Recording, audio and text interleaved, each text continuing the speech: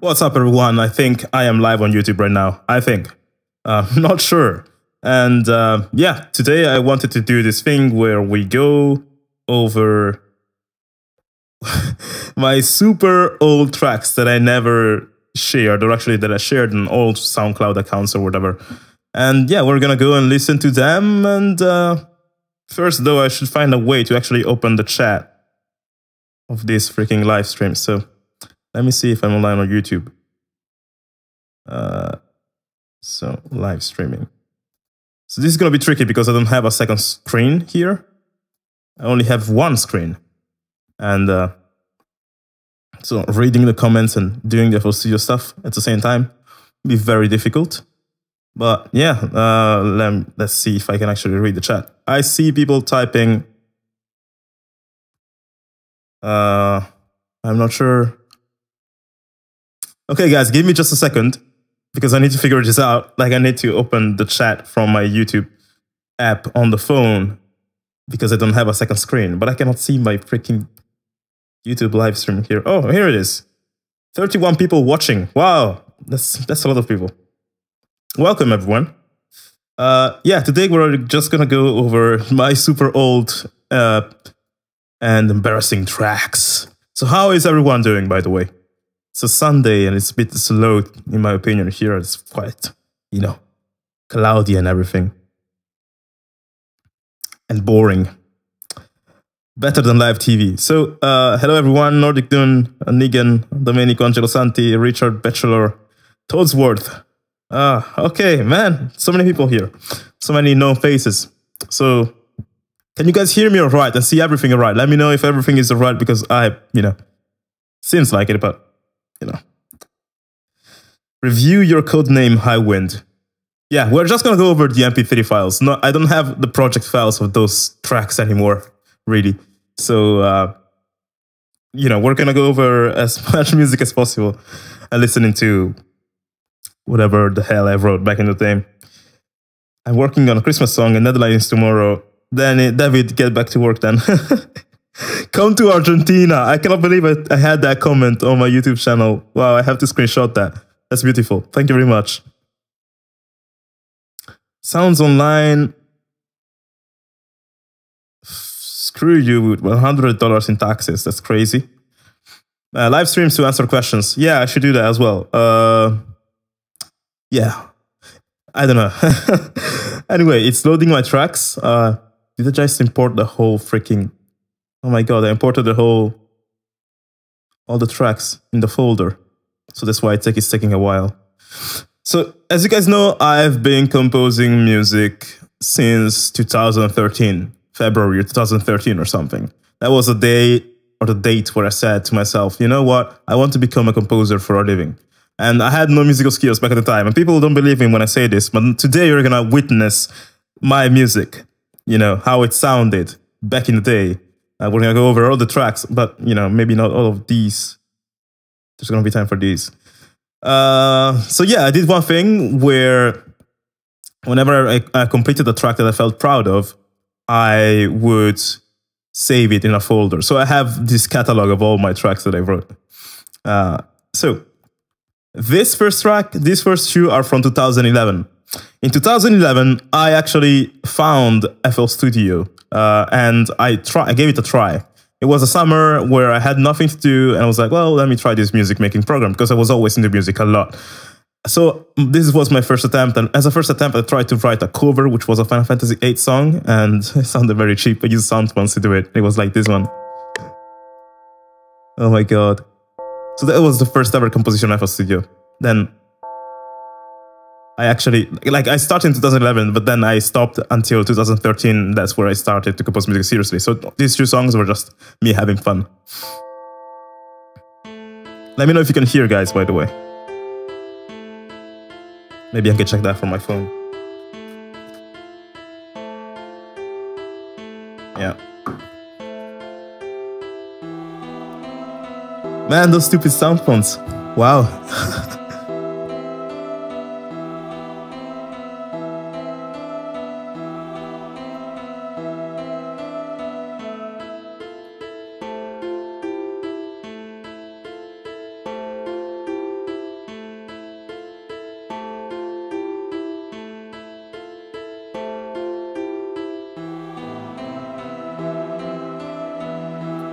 I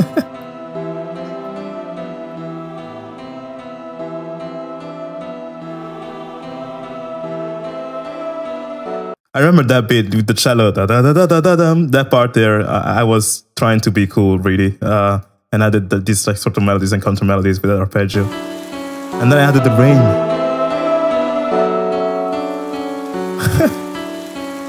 to create ambience. And this was a Final Fantasy VIII cover, by the way.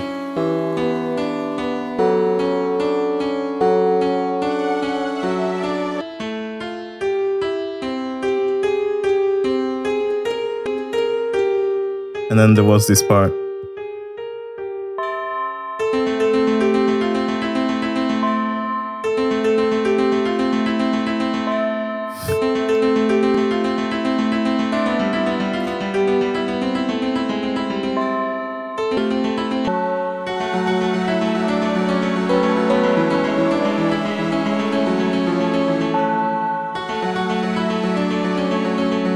And then there was this breakdown here, I think.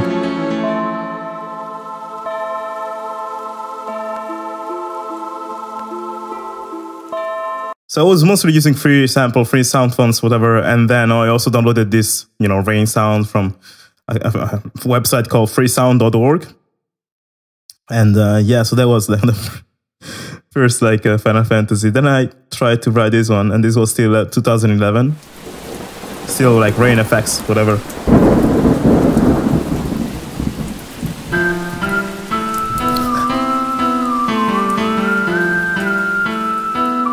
Oh man, this brings me back.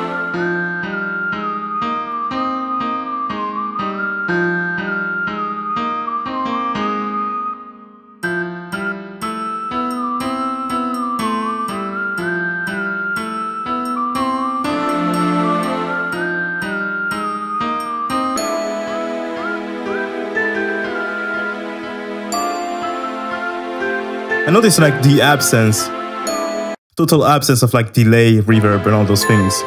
Like it's so stupid, and the balance in the frequencies doesn't really exist. There's no humanization. Just me like using sound fonts like that.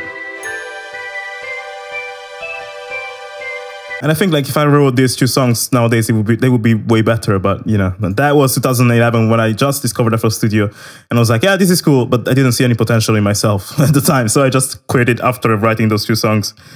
And my webcam is lagging. I guess there's nothing we can do about that. But yeah, then in 2013, I had this phase where I decided, like I was asking myself, I was 20 years old. I just was fresh out of like high school, whatever. And I started to ask myself, what do I want to do with my life, really? Because I had this job at the information technology office where we develop websites and whatever. And I studied information technology. And at that point in my life, I had to choose uni, work, whatever. And I tried three things. I tried to work. My lips are so smooth, I talk in voice, and yeah. I try to work at this office. That I also try to go to uni for information technology, and at the same time I decided, you know what, I want to give this music thing a shot. So I started this course at Berkeley Online, the school, 6 months electronic music production course, and as a third thing. So that went on enough for me to actually go and say to myself, you know what, I actually want to give this music thing a serious try. So I started to compose again, and I wrote this one. This is just an ambient track, where for the first time I tried to write something original with chords and everything and melodies.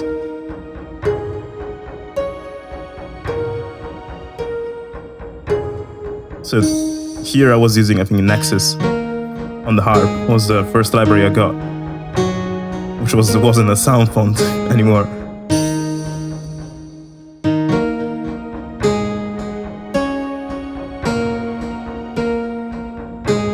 Still remember this melody.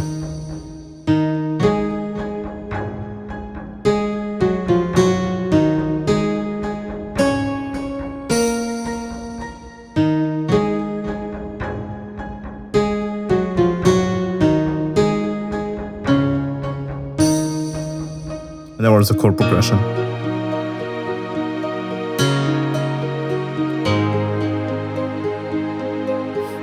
Ambient track from The Witcher. I like that.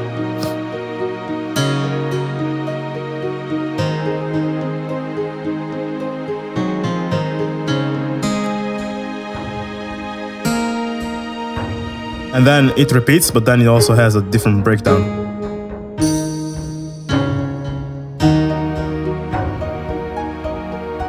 Or outro.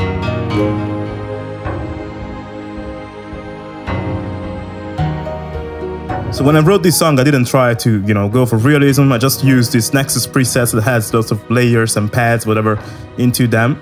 So the arrangement itself is very simplistic. But this was the first time I tried to compose a song that was mine, with the structure, with a melody, with a chord progression, with an outro. It was very interesting because I learned quite a few things. And I wrote this after going on musictheory.net and studying the basics of music theory. So that really helped. Then after my course, or rather during the course at Berklee, I wrote this track that I then perfected. For this track, I already had my structure laid down, whatever, and I tried to mess with electronic sounds and also have a guitar solo in it. So this was the intro. Oh wait, sorry, this was before the course actually. Still Nexus stuff,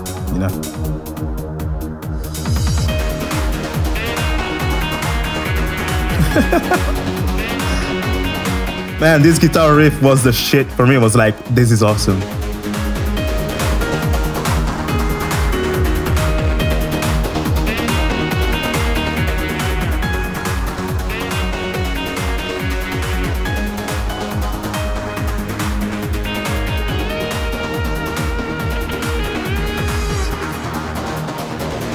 So I was just messing with arpeggiators here.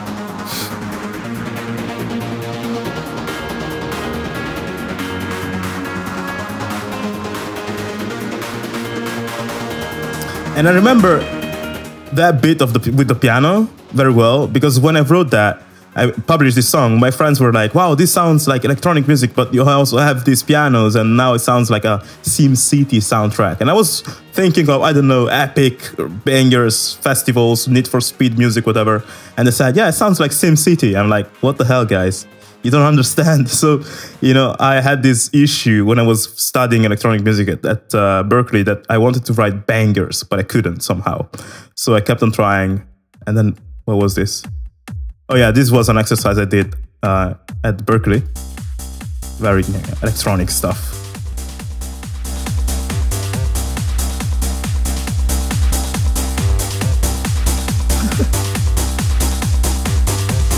And even here, it had the same problem. You have this interesting build-up, whatever.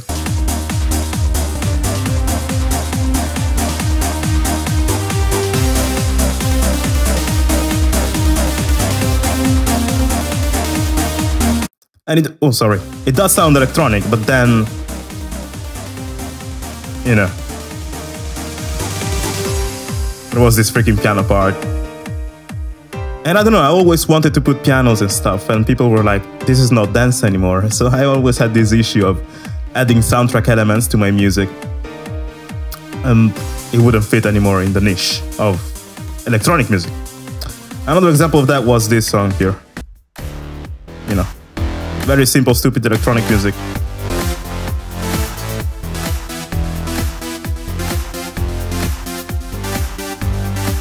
That then progressed to flamenco. I was like, I don't know.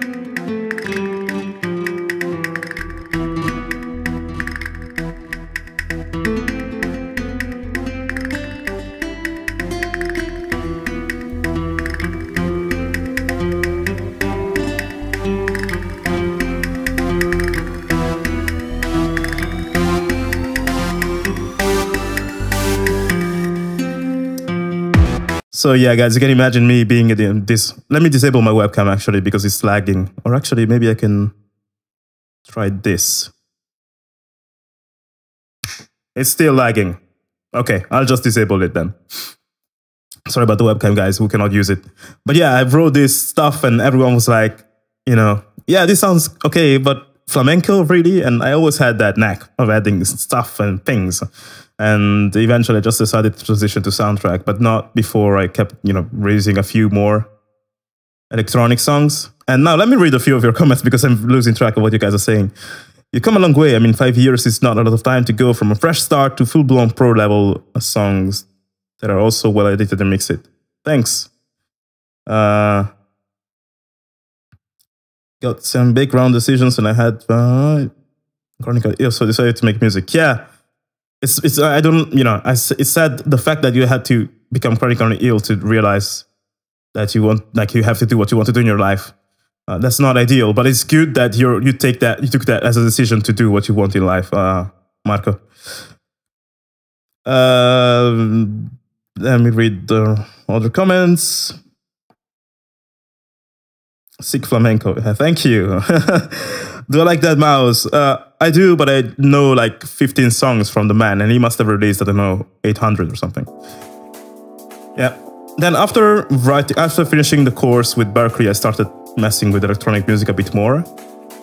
And see, here I tried to have a nice bass line instead, which is not that much hearable.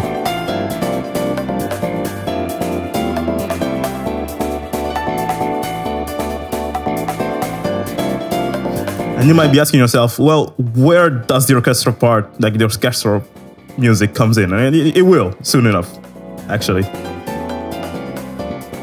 But yeah, I wrote this one, and I remember there was like this breakdown that I really loved.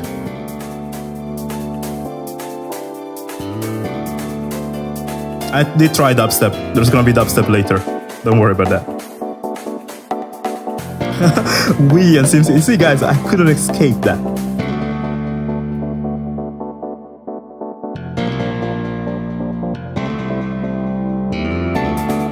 But yeah, I couldn't escape that SimCity vibe, whatever. Then, you know, this I think was one of the, probably the last electronic song I made, full-fledged electronic. And it was a rendition of this one we heard before. But I did it with my knowledge after, you know, studying at Berkeley online for like 6 weeks or something. So they had the same intro, but better sounds. I also included risers, better percussion, and this time I tried to add a guitar solo even. And also cool sounds like this one. Sorry, this one. That thing is a reverse snare. It's like, you know, beautiful. Yeah, then I have a riser here.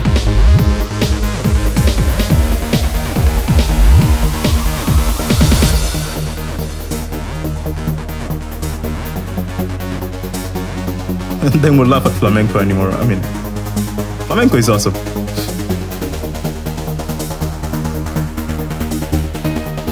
Yeah, so then we have that theme once again, and then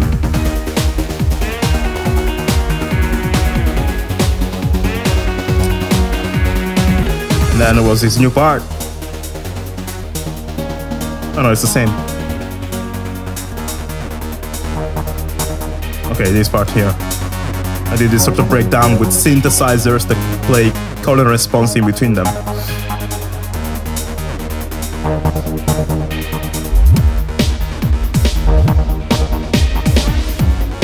And there was a cool transition.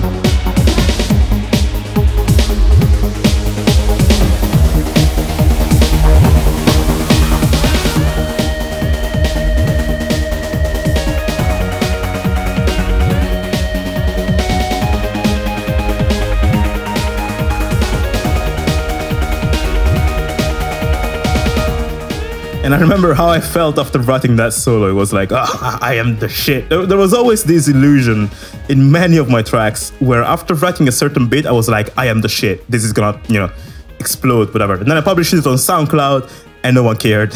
No one even noticed the crazy solos. They said, oh, the piano sounds like SimCity. And I was like, oh, but guys, what the hell? Okay, sounds like Persona 5. Oh, I wish I'd be able to write Persona 5 music. How old I was when I started to compose music? I was 20 years old. EDM stage name was Limit Break. limit break, like Final Fantasy name. And it is Nexus. The guitar was from Nexus.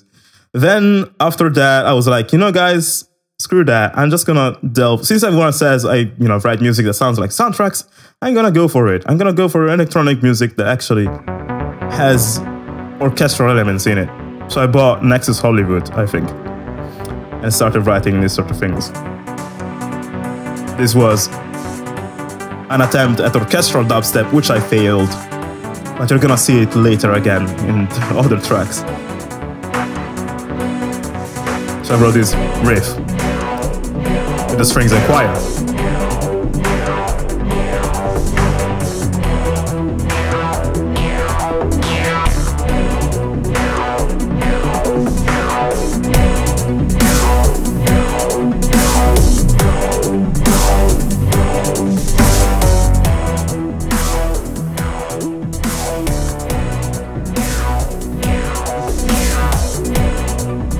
Again, after writing this chord progression here, I felt, wow, this is awesome, this is massive, and now I can try adding some dubstep basses, and it's gonna sound incredible. But then I remember, I actually don't know how to add dubstep basses. So this is what came out of it.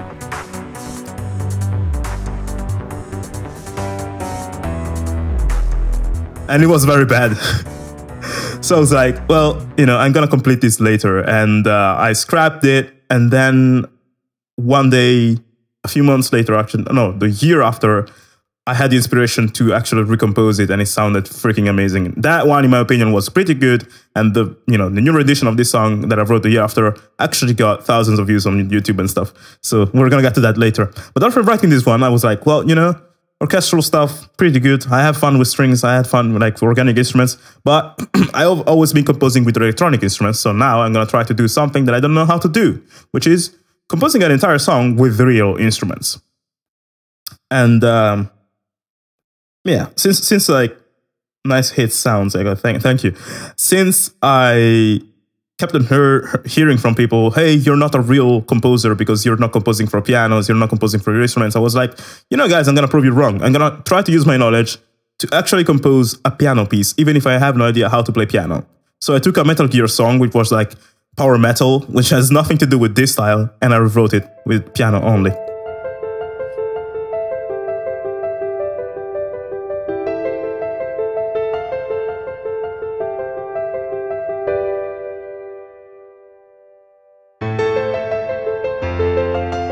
This was Nexus again, by the way. I really love this one.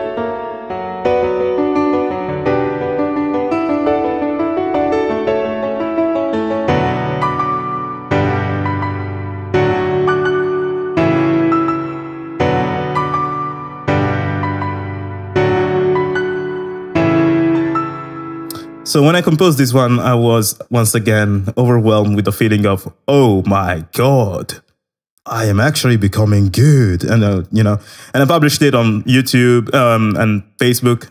And now my friends were like, oh my God, this is actually pretty awesome. I cannot believe you composed this.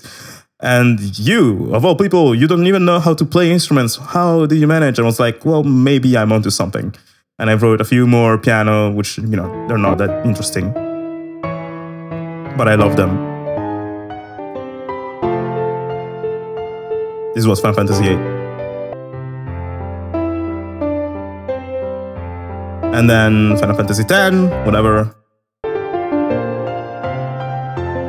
But then I thought, well, I got this, MIDI piano, whatever. It doesn't sound so great because I cannot, I'm using a shitty library and I'm also not playing it live. It's written, whatever, like this. So I was like, I can keep on doing these piano pieces and make a whole channel like this, or I can actually keep on experimenting and do the things that I'm actually interested in.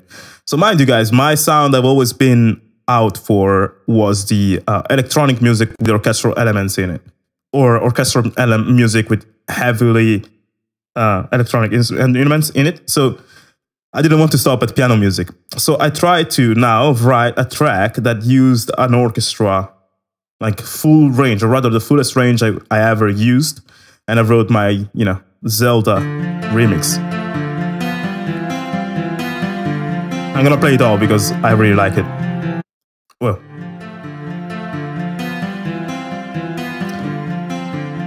I didn't learn piano, Gabriel. Still practicing piano to this day, really.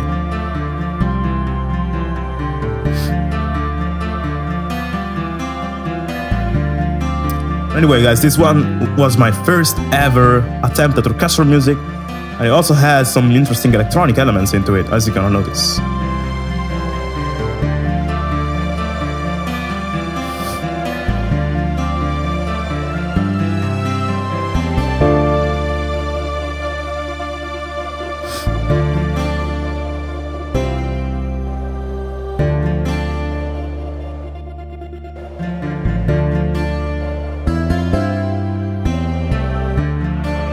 So yeah, I play it here with some automations on the choir to give it that effect.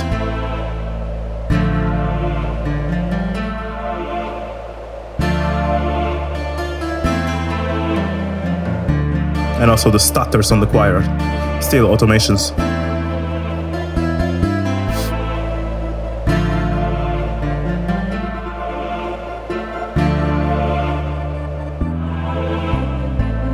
Then we have a breakdown with the piano.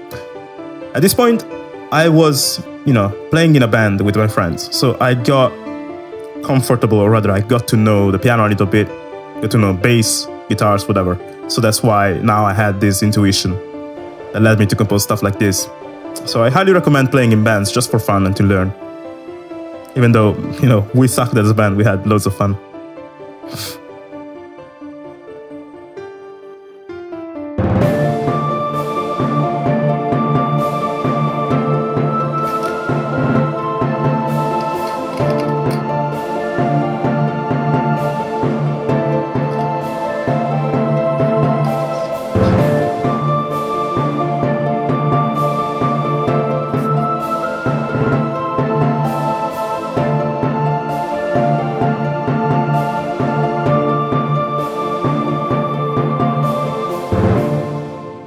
That part, this part, I remember when I wrote it, already at the peak, like when I was here, I already was heavily in love with the track because of the arpeggio that I wrote here with the guitars and what I did with the choir here and the breakdown was awesome already.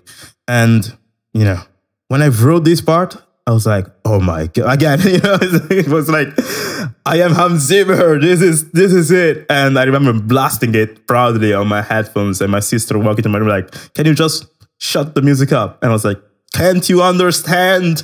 Look, I am ascending. I'm becoming this awesome. So yeah, that's how I felt. And I think I felt that way because this was the first ever orchestral thing that I composed that also had sense. Like we had the chords on the orchestra, on the strings. We had the melody, very hearable on the woodwinds because they were on the highest octave. And I'm not sure if I understood what I was doing. I'm not sure if I, in my mind, I was like, well, if I put the melody on the highest octave, it's going to be more noticeable. Maybe it was just a happy accident, but I put it on the highest octave and it's very distinguishable. But then other than that, I also have those timpani and I also have the piano thing going on. That thing there. Which wasn't very cheesy. I wasn't doing... I was doing a very elaborated arpeggio and moving it around. So this was the part where I found out, wow, if you add character to every single instrument, actually, you get something that sounds freaking amazing. And for what I wrote so far, like what you heard so far, this was such a leap that I was like, well, I need to do more of this like orchestral stuff. So low cutting reverb at 500 hertz. I think 500 hertz is too insane. I would low cut to 200 hertz or something. Anyway, I also the choir here was also pretty good.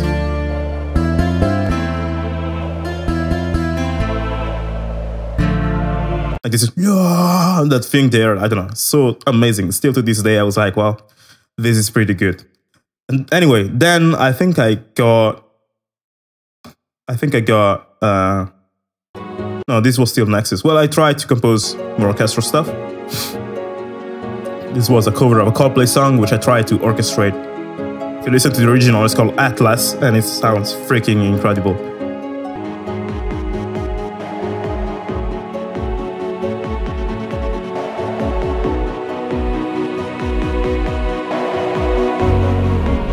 But then once again, I failed into introducing electronic elements into an orchestral song. I was trying, but I didn't get there.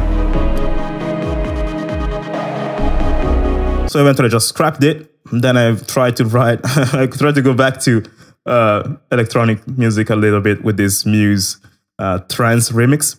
And the reason, like when I wrote this one, I remember I was trying this exercise of actually composing one full song a day per like an entire week, so like 7 songs fully made. And this was, I think, the first one I did. Well, and I actually liked it so much that I actually spent a few more days working on it.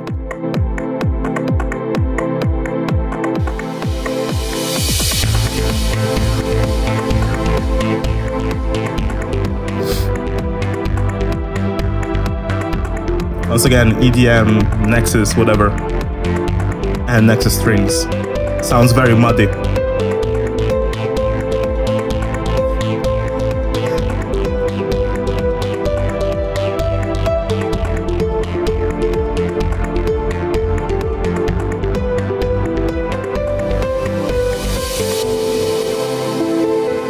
Man, this sounds muddy as hell. Probably there was too much reverb, too much stereo separation. So it sounds weird. But the part that comes after, I really liked it.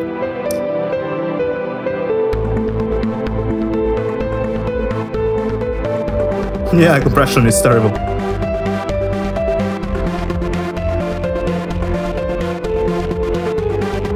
And also, wrong note there.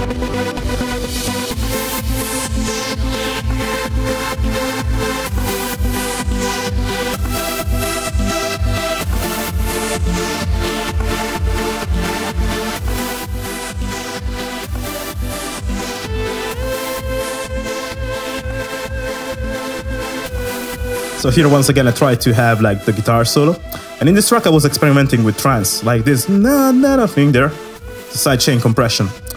So like that ducking effect is given by sidechain. So I tried to experiment with sidechain, tried to experiment with trance, having that guitar solo and doing this like orchestral trance, and I still failed because the compression sucked.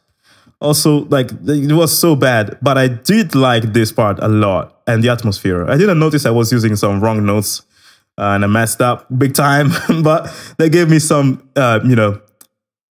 confidence to try and go deeper into the trance sort of, orchestral trance sort of thing. So I then went and tried to write this track, which has one of my favorite parts to date. Like a specific part of this track. It's so good to me. So, yeah. This was Wings of Icarus, orchestral trance.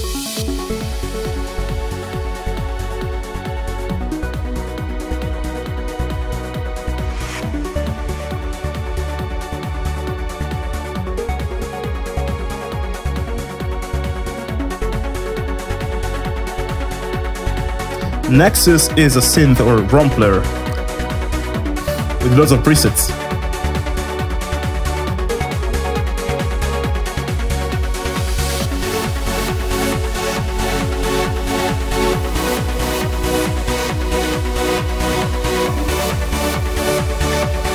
Man, that sidechain was freaking loud though.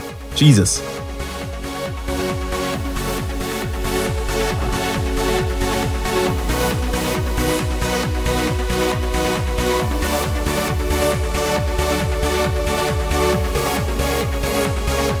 This was my favorite part.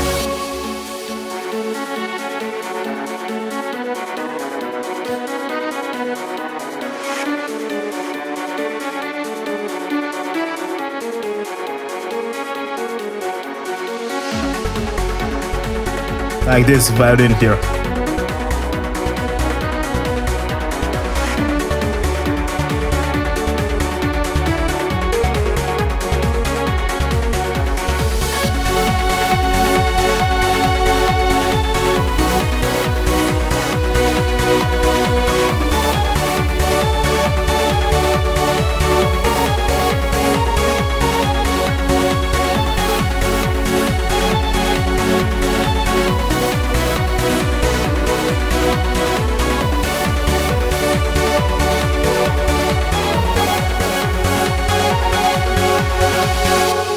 That's one hell of a weird violin solo played over trance, but to this day, I think this was one of my, like, the things that I wrote that I had the most fun writing, like this track in general.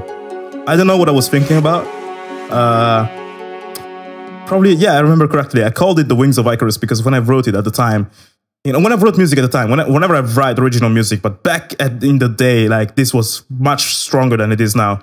When I wrote original music, I was either using artworks from other people as a source of inspiration, or I was using the way I was feeling as a source of inspiration. So when I wrote Wings of Icarus, I felt as if, you know, I felt very doubtful in terms of music. You know, I wasn't going anywhere or whatever.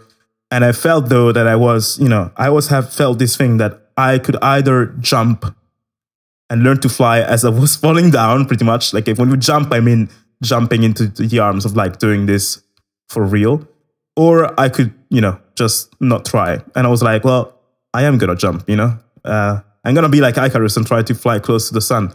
And I felt that emotion very strong, very powerfully when I wrote this song here. And the culmination of that was this build-up, I think, like this string part that comes in at this point felt like me being like preparing for the jump. And then, you know, starting to run here. And then here was me leaping and flying. And then the second part gets a bit more messy, because it sort of represented me like meeting hurdles and struggles as I was trying to fly. And then the end is like peaceful, because I would have found my balance. Or rather, that's what I was wishing for when I wrote this track. And so I was putting my emotions into music, and I was also putting my desire of writing this orchestral or like electronic stuff to the test once again. And yeah, this was a track that I didn't publish because I felt this is too good to be published in this state. I really want to save it and rewrite it in 2 years when I'm actually great and, you know, blow people away. And I never did that. I still want to do it, but I still feel I'm not ready to, you know, represent the pure idea of the track with my skills. So that was the track. I'm gonna answer to a few of your questions now, which I, you know, always lose track. Nexus is not, and it's nowhere close as Omnisphere in terms of quality. Nexus is actually pretty cheap, but it gave me an incredible leg up, an incredible creativity, because Nexus comes with an incredible amount of presets. So it's like the cheap version of Omnisphere. And at the time, I didn't really know Omnisphere. And I think I couldn't even afford it, so I just used Nexus. How much time per day did I write music? All day, every day. Really. Thank God I didn't publish it. Well, you know, in my opinion, this track is pretty good. And I don't really care at this point what people think about my music. What I care about is what I think about my music more than anything. So, you know, surely, well, nowadays this doesn't sound as good, but back in the day, maybe if I sent it to the right EDM promotion channel, whatever, you know, independent trance, whatever, maybe it would have been accepted with a few tweaks. But I didn't want the world to know this song like this. Anyway, after that, I was, you know, going back and forth between me writing electronic music and me writing organic stuff. So for the first time, I tried to compose a jazz song because I wanted to, you know, become good at production, but also good at composition with a real orchestral instrument, sorry, or real instruments in general. So I tried to write this, which, listening to it now, sounds like porn music or something. But back there I was, messing around with advanced chords that I didn't really know.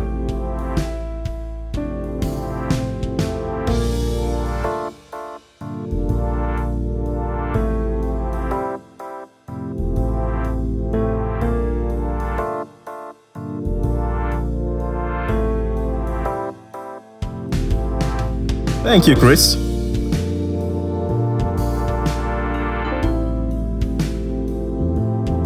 I was listening, when I wrote this one, I was listening to a lot of Kings of Convenience, and they had these interesting bass lines in their music, which I tried to replicate here.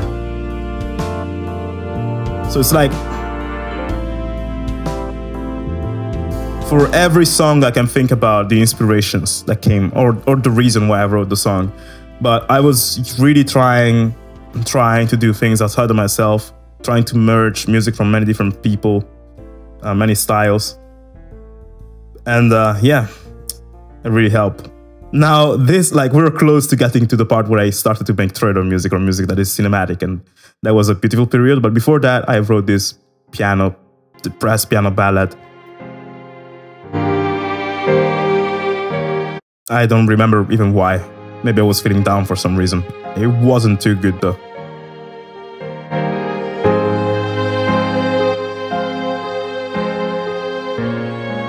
Hey, Sigma. A beautiful chord there.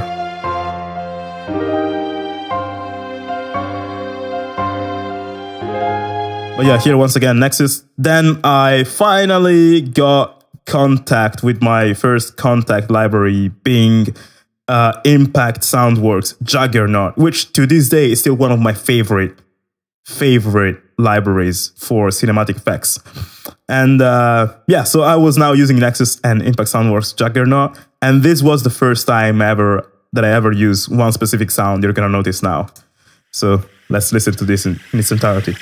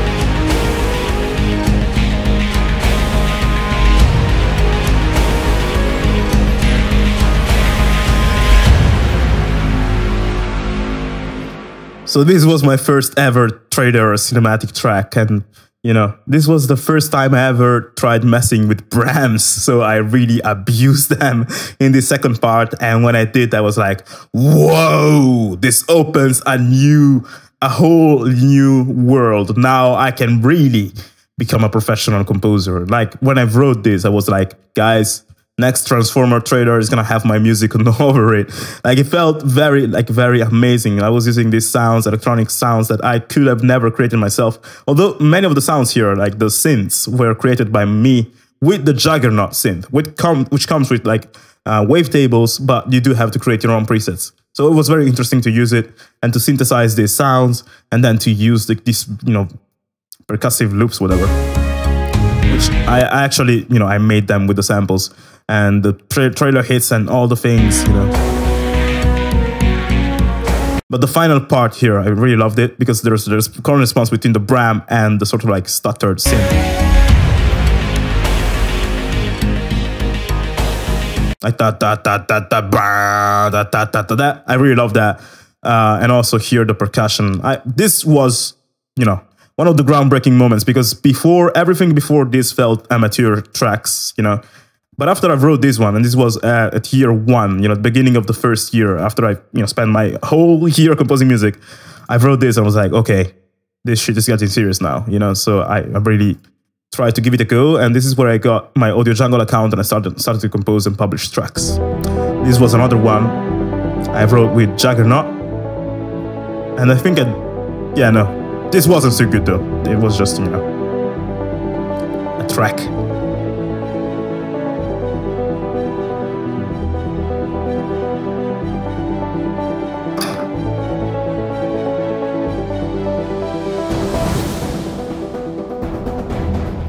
Thanks, Voltcry, and yes, I did use East-West sounds, as you're gonna notice in the next track's harmony.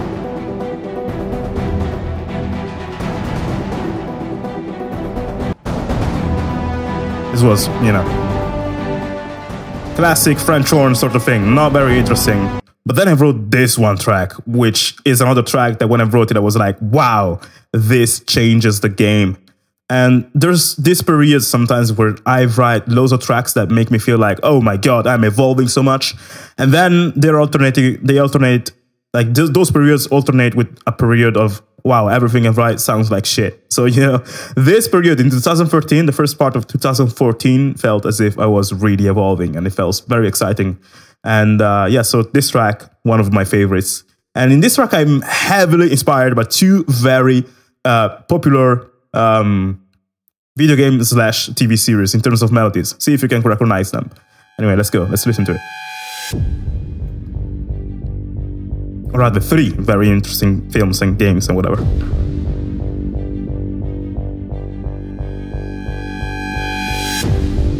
This was still Impact Soundworks and Nexus.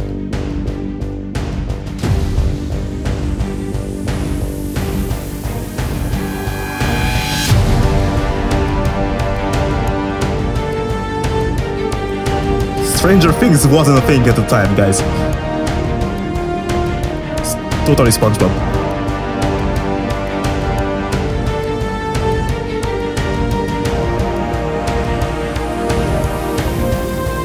We have a winner.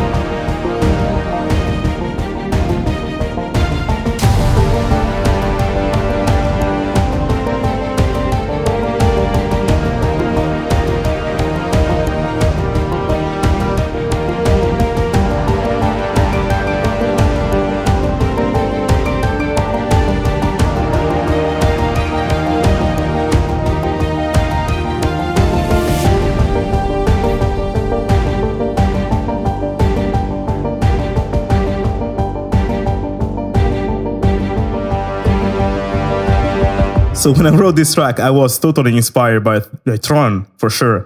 Because Tron Legacy is one of my absolute favorite orchestral scores of all times.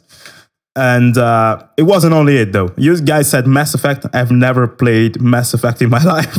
You guys said Final Fantasy Arpeggio. Yes, you got it. That was the second inspiration, Domenico. That was very good. And you will notice that in every single Final Fantasy cover I make. But, in this one, I had the arpeggio, but then it changes. It's just a short cameo. So, and the other thing, other than the Final Fantasy arpeggio, which is playing here. I think it's playing here, sorry. Like in the harps. That was the first thing. And then also here. Somewhere, I think. No. Here. Like the strings going. I was thinking of which was Walking Dead. So I took that. I took the first three notes and then I alternated. Changed it a little bit. But I was writing this and my friend was with me and I was like, well, let's just borrow something from The Walking Dead, shall we? We did that. And Final Fantasy, and then Tron Legacy for the synthesizers and the sounds. And this was Nexus Hollywood 2. That's where the synths are from. The thing I liked so much about this song was that it's so the idea of borrowing stuff from other people's songs, guys, you shouldn't be afraid of that, as long as you don't rip them off. So maybe borrow 3 notes, but then change the thing. Like, I don't think there's such thing as original art in the sense that everything comes out of you. Like, all the music you write is inspired by the music you listened to in the past. That's something you cannot escape. So I didn't have that, I want to write everything that's be it original. I just wanted to write good music. So I didn't care about that. Now, what I liked about this song is that, what I don't like about this song is only one thing. The fact that the attack times are completely off. And you notice that, I think, here. With the brass.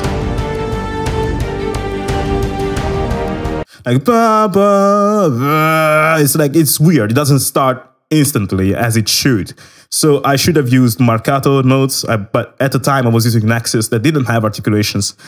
But Marcato would have solved the attack times. Also, maybe shifting the MIDI data, like the MIDI notes, to start a bit earlier would have been great. I do use Serum, but not now. So not in 2014. I wasn't using it in 2014. And yeah, the thing I liked about this song, other than the atmosphere and the sounds and everything, is how I built the transitions like this. Sort of, low-pass filter that keeps on increasing. And also, like, this one. This downer that then also has this reverse impact, that was very good. Like, when I wrote this, I was like, wow, this starts to sound really pro. And then I wrote this song. This was another experiment with Nexus and Impact Soundworks, Juggernaut, and I wrote it and I published it on Audio Jungle. And here I tried to mess with odd rhythms. I think this was in 5/4 or something. Yeah, and this was one of the songs that was the biggest breaking point for me. And now I'm gonna explain you why after we're done listening to it.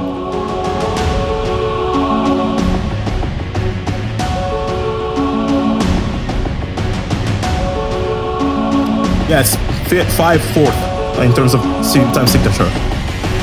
1, 2, 3, 4, 5. 1, 2, 3, 4, 5. Yeah.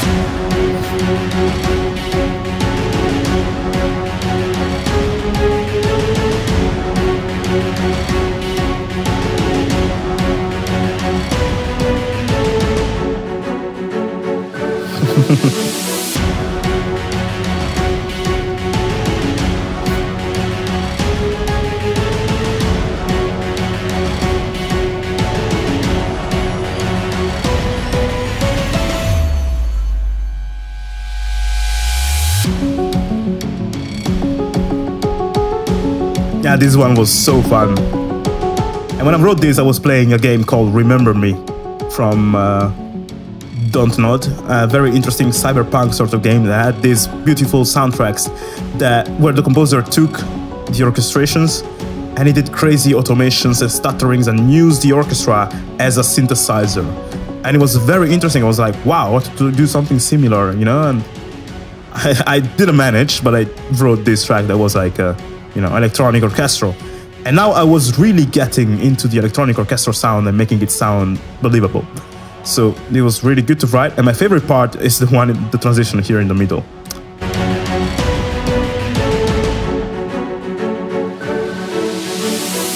When I wrote this one, I was like, wow, this is the part that makes this song, worth having written. And for me, it's often like that. Whenever I compose my songs, I'm usually not happy with 80% of what I wrote, but there's always the 20% which are like cool transitions or a cool counter melody or just a cool element that makes me feel like, wow, this was actually pretty cool. So it makes me forgive the rest of the song for being bad, kind of. So this was the part. And I published this song on Audio Jungle. And when I published it on Audio Jungle, BBC One actually found it. And they contacted me in private telling me, we want to use this song in television. we're gonna send you a contract now so you can, you can get the royalties. And I was like, what? This was after a year. Like, this was after a year of me composing music every single day. I get the email from BBC One.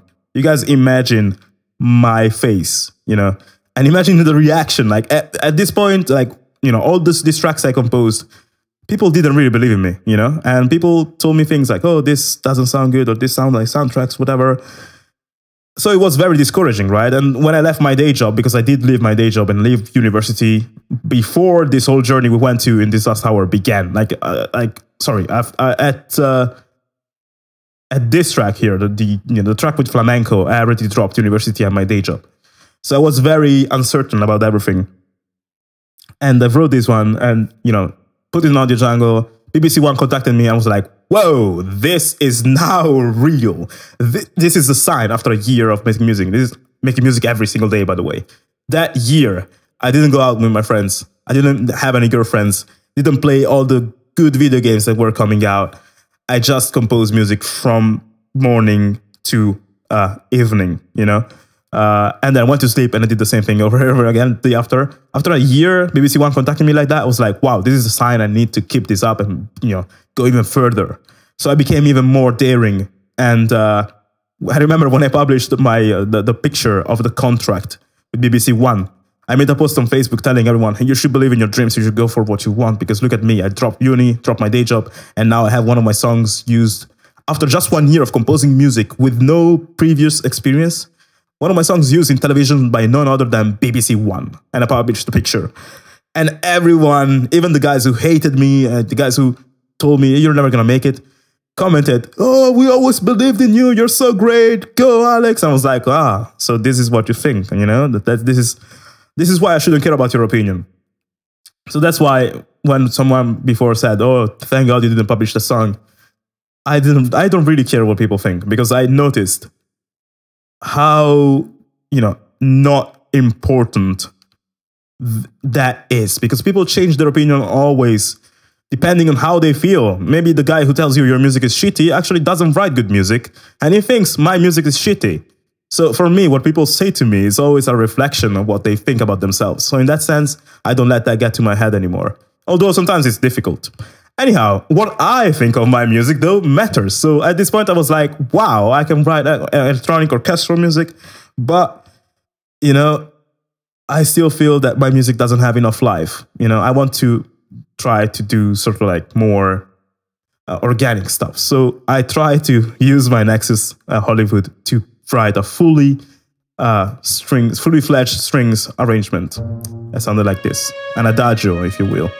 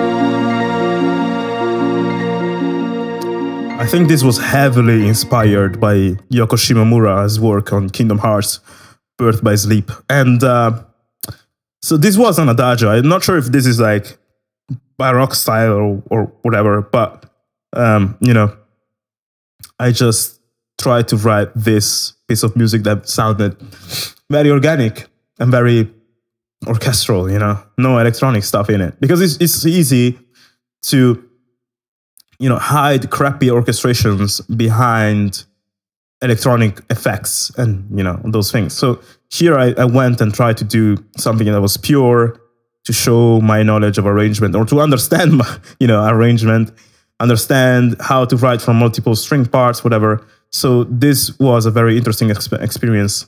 In that sense, it taught me quite a few things, and it was also still to this day, I think, one of the coolest things I composed. And yeah, really liked it.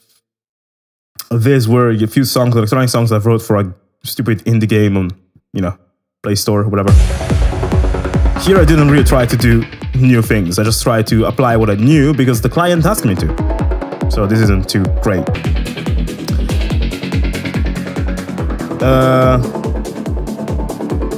Is there a chance for epic EDM stuff to grow? I'm not sure. Like, what do you mean with growing? Watching old photo book with songs. Yeah, that's the goal here.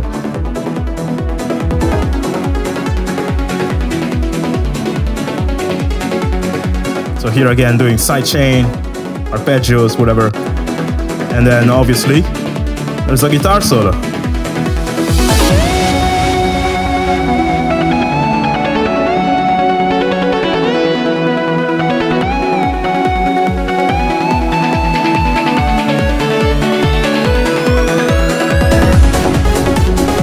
And then, after I was done with that game, I had, thanks to Audio Jungle, got, some money, and Audio Jungle, BBC and everything, earned me enough to actually go and buy East West Symphonic Orchestra.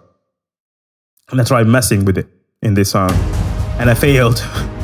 There was a bad thing I did in this song, which is something you want to avoid. I'm gonna show you now.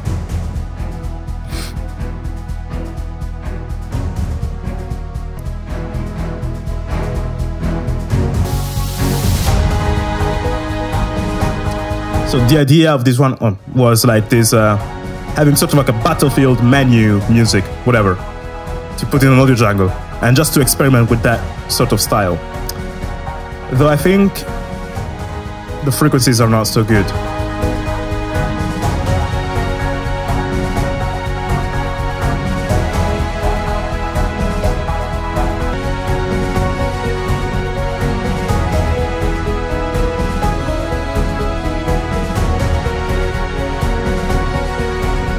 Like, there's so much stuff happening in the strings all the time that the French horn doesn't really come off at all. And I wanted the French horn to be the main thing. So when I submitted this one to Audio Jungle, the moderation team was like, there's something wrong with this song. Maybe there's, you're using too many instruments, whatever. Try to not have overlaps in the 3000K range and the 300 Hertz range. I think that's what they said. And I learned that day that, you tend to have this sort of like frequency clashes in your orchestration. So it's always a good idea to leave space in the arrangement for what you want to be in the front. So what I would have done here, what I would have had to do, is to remove a bit of the high strings, maybe move them to a lower octaves, and leave the space for the French horn to stand out. But really, this arrangement wasn't any interesting and was very boring. It was just me trying symphonic orchestra. Then I wrote this other track, which was a fantasy track with symphonic orchestra, and here I was like, wow, symphonic orchestra actually sounds freaking amazing. This was after listening to a lot of Adrian von Ziegler stuff.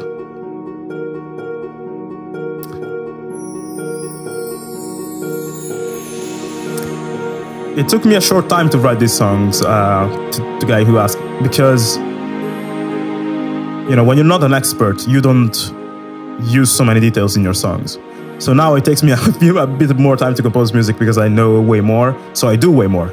Back in the day, I did simple things, and it would take me 10 hours or something, or even less. This one took 12 hours, I think.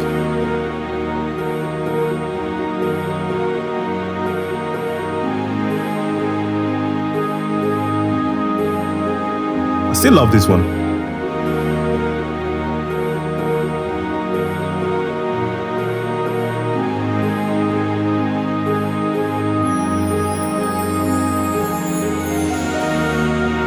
Oh, this woodwind. So beautiful.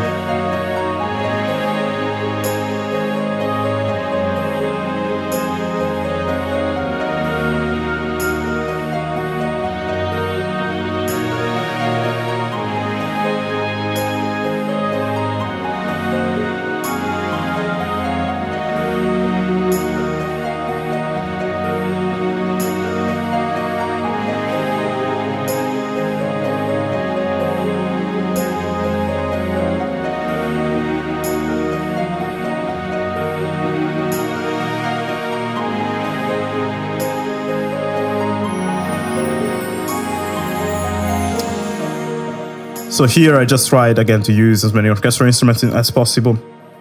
But the idea here was to do this motif or whatever, but move it around. So you have the first part that is on woodwinds, and then the second part which is on cello, and then there's these beautiful arpeggios with the harp that keep on going, and I really love that. And this was inspired by Final Fantasy XII. The soundtrack from Hitoshi Sakamoto is out of this world, really. And yeah, it sounds not humanized. Yeah, I don't think it, you know, I tried to humanize a bit. Yeah, I tried a bit, but it's not the best ever humanization. In terms of humanization, you know, I could do a better job in all of my songs, really. But here I was, you know, just trying to mess with stuff. And I have this final part here with brass.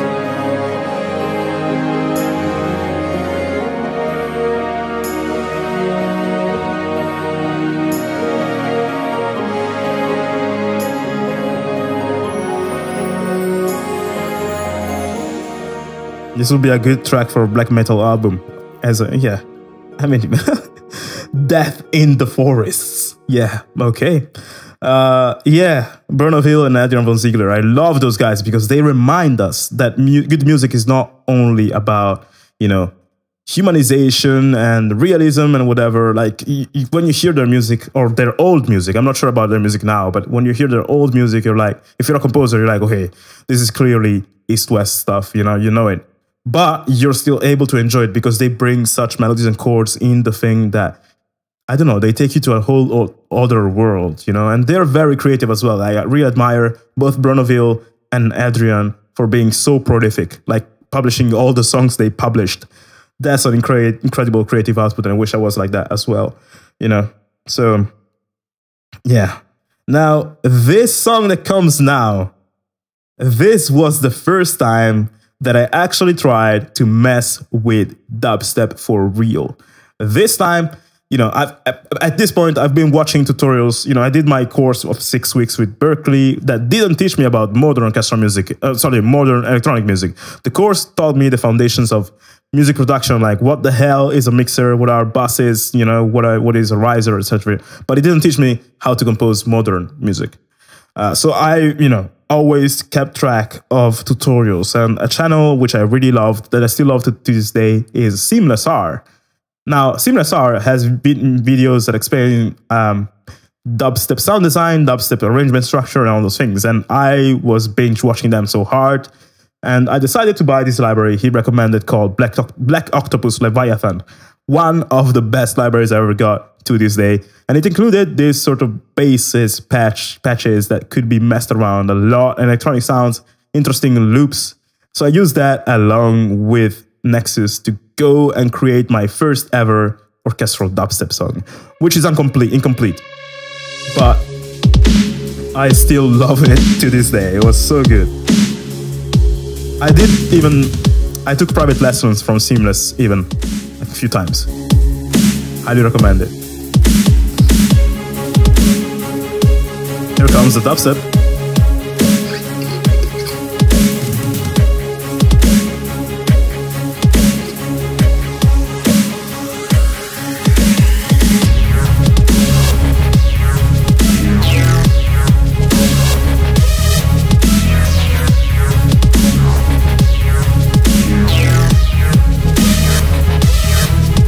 Pretty weird, but this is freaking weird, but I love it so much still to this day.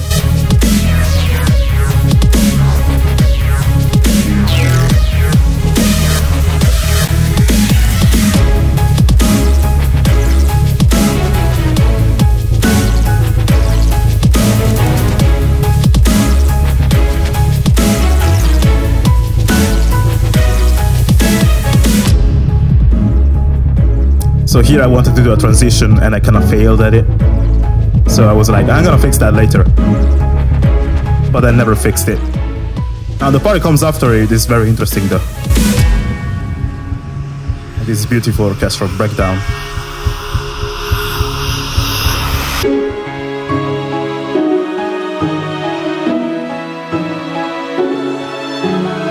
Compressed to death though.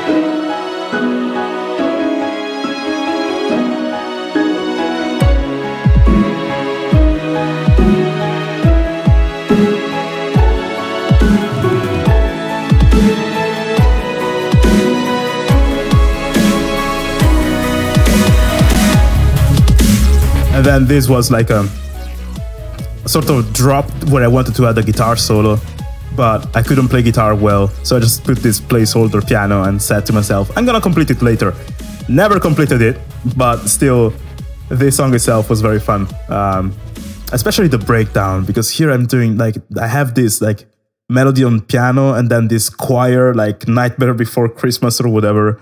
And then here the organ that rises. And for me, that was very interesting, you know, to write. I was like, whoa, this is actually pretty good. As for the bass, you know, I took a sample from the Leviathan samples, which was this gritty, sustained bass line, like, and something like that. And then what I did is I did automations on a filter / EQ that I put on it. So as the song goes, as the bass bass goes, you have this sort of and the, you know, everything moving weirdly, and it creates that strange, you know, bass.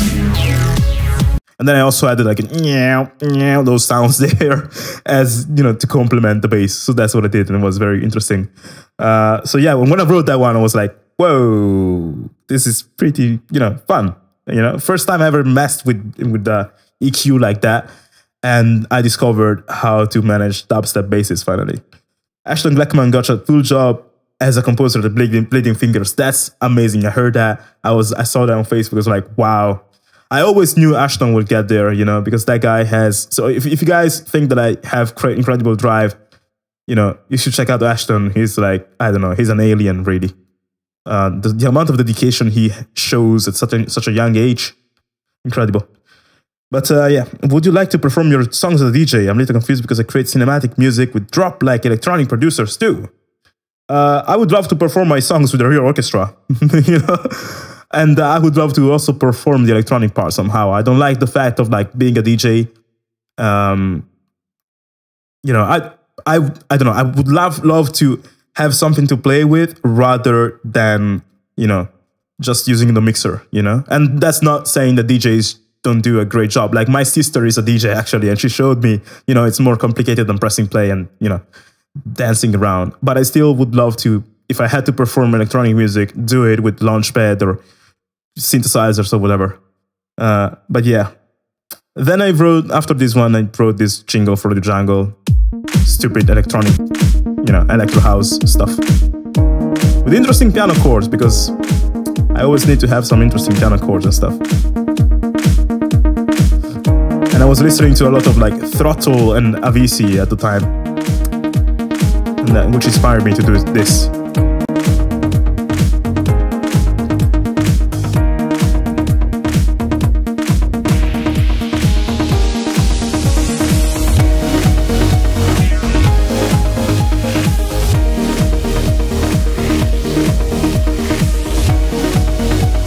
This was already better than my first electronic tracks, but once again, I was using these sort of sounds and harmonies that are not ideal for bangers.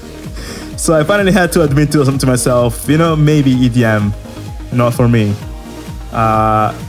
You know, I always had this issue to, you know, write a banger. So I was like, you know, maybe I should just write electronic, like cinematic music. But before leaving EDM, I tried to write a final sketch, which I never completed and I still love, but I was like, I don't know why I didn't complete it. It sounded like this.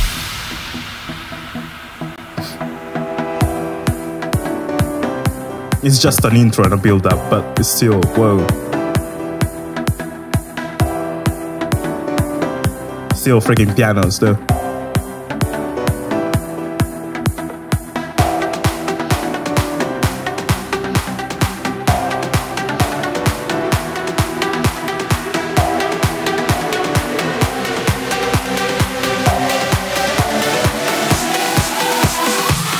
And then after this, I tried to write a drop, and then the drop sounded too melodic, and I was like, you know what? Screw this. You know, I'm gonna go full on cinematic music. This, as I told you before, guys, there's some periods where I write music, and every song I write sounds incredible and sounds as if I'm evolving and everything. But here I was, you know, I hit a wall. You know, I was like, you know, nothing sounds good anymore. I'm doing, you know, I wasn't satisfied anymore. So I had a writer's block for a month or something. And in that month, I decided, you know what? I'm just completing this sketch. I mean, yeah, we could, but after that writer's block, I was like, you know what? I'm gonna have a little break with music for a while. I've been composing music for more than a year every day. So let me actually. Oh, Vibe Man, thank you very much for the donation. That's good. But yeah, so I was like, let me take a break. Let me play some video games. And I downloaded Final Fantasy XIV. And in that summer, I played a bit of games, played Final Fantasy, played Metal Gear Rising, Revengeance.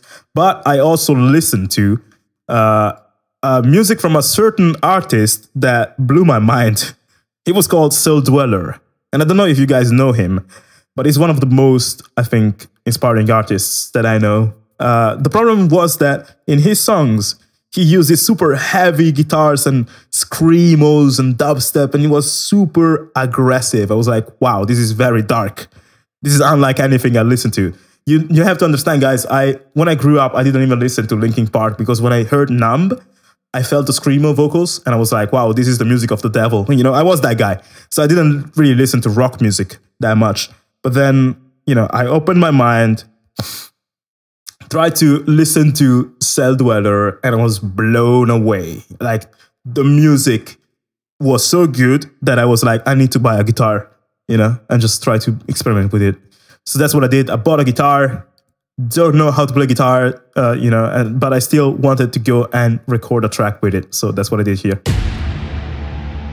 Guitar is crappy, but it's there. Stupid power chords, drop D. Cinematic.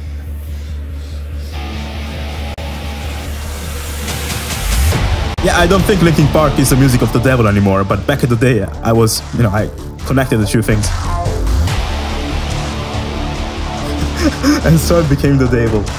Kind of.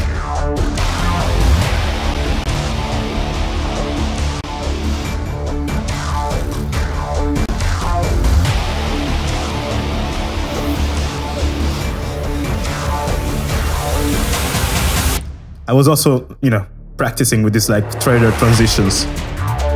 And here I did this breakdown, then there's some drum and bass coming in. Sort of.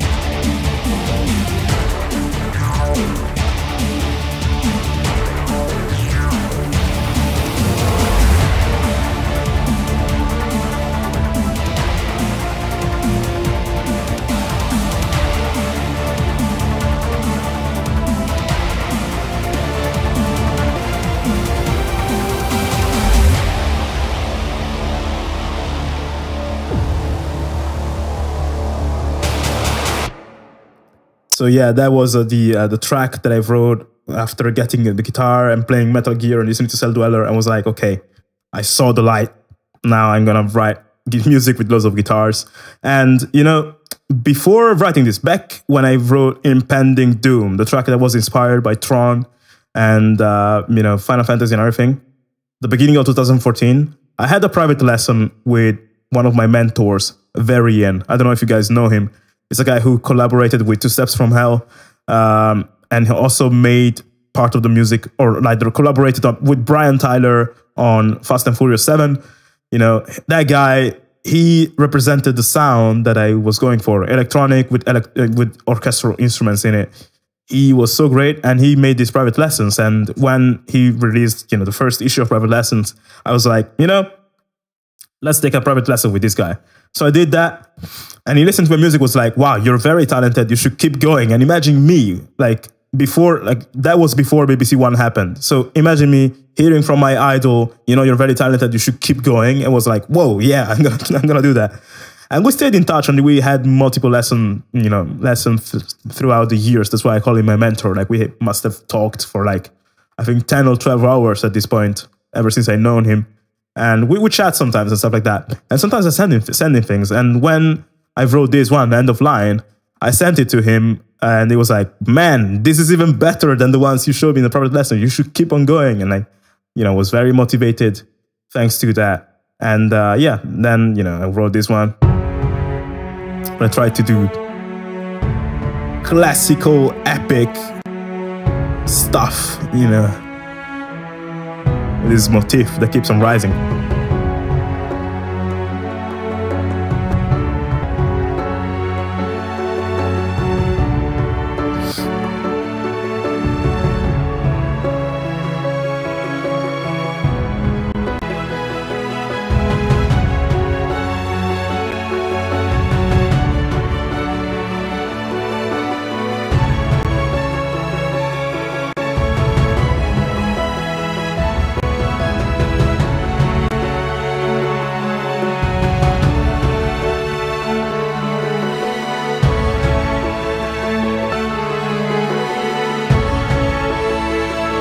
Wow, I cannot really distinguish the main elements from the background elements.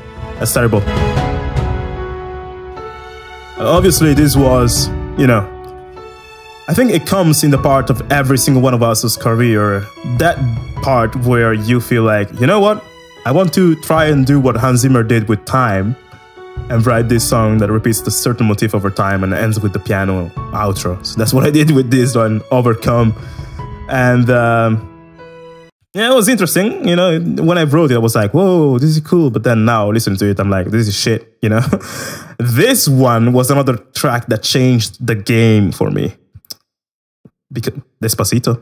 How is this Despacito? Really? Really? This was 2014 though, so the track wasn't out. But I don't really know Despacito so much. But I'm going to listen to it later to see if they really stole Despacito from me. Wow. Anyway, now this track here was a game changer because I showed you before the track with the cool orchestral strings riff that became nothing, you know?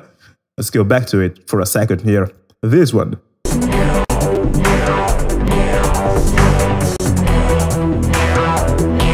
Now, as I, you know, when I wrote that, I was like, well, I'm gonna add dubstep basses, but I wasn't really good at that time. But after writing my spooky orchestral dubstep, I was like, I'm ready. And I had my guitar even. So I tried to blend the three worlds, orchestral, dubstep, and guitar. And this is still one of my favorite tracks I've wrote. It's not so impressive now, but I mean, it's pretty... When I wrote it, I was like, yes, this is the thing. And then something happened thanks to this track, by the way, which I'm gonna explain to you later.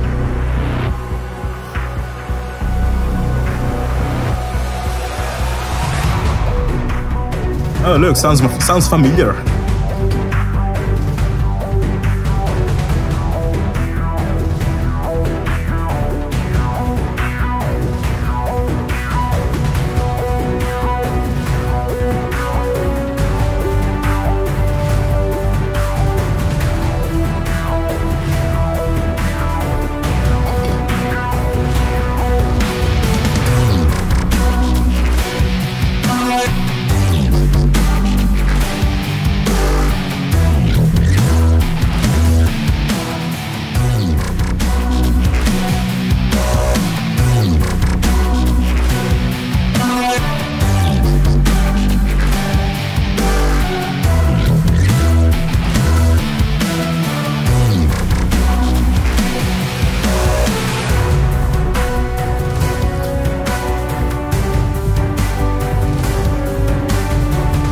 So this was obviously inspired by Cell Dweller, Varian, also a bit of like you know, trailer music, and the track that I wrote the year before, and you know, well, I'm gonna talk later.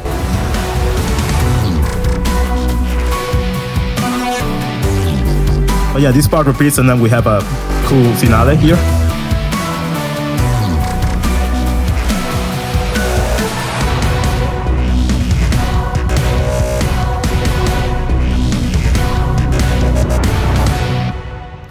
So yeah, this was me trying to put together all the knowledge that I got through the years, and adding the guitar and the dubstep basses and the symphonic orchestra and everything.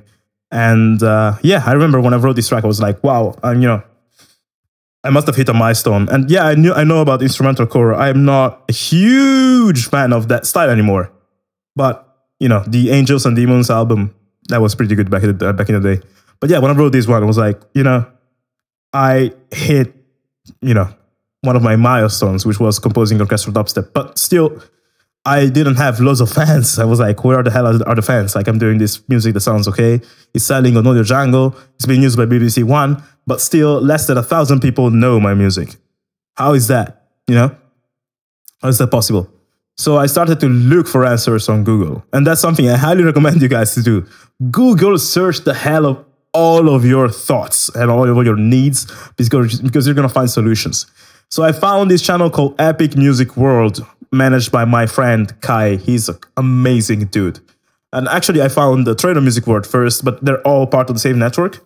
And I noticed, wow, they publish tracks that are like mine, almost same level. The tracks are a bit better for sure, but you know, maybe I can try to send them my tracks. So I went and looked for how I can send my tracks to these guys. Found the email on their About section on YouTube, send the track Radiant Justice because it was the best one I composed. I was like, hey guys, I made this track, maybe you like it, let me know. You feel free to publish it. But you know, Kai from Epic Music World sends me an email back and says to me, sign this contract and we're gonna upload it on the network. I'm like, yeah. So I let him upload it. He was the first one out of like 20 channels to upload it. And when he published it, I was like, wow, cool, he published the track. The day after, the track itself had like 4,000 plays on his YouTube channel and hundreds of comments from people saying, not like, oh, this sounds like SimCity, but people who said, wow, like that orchestral crescendo with the dubstep basses, I would have never expected that. That sounds freaking amazing. So I was having feedback from people who actually love to listen to this genre, not people who listen to this and think, where are the words or why does it sound like SimCity, you know? So this was like, okay, now I'm gonna send them all my songs pretty much. So I went to the songs that sounded good, Overcome, End of Line, Impending Doom, etc., and sent them to them. And yeah, and then they started publishing my music on their network, and my YouTube channel grew more popular. And people started to become more aware of me, you know? And that was pretty good. And yeah. Then I wrote this one. Well, I wrote this one first because a few friends were working on an advertisement for something and they asked me like a rock jingle. I wasn't very good with guitar or piano, whatever, but I still tried and it's, you know, it's pretty basic, stupid, you know, corporate stuff. You know, simple shit.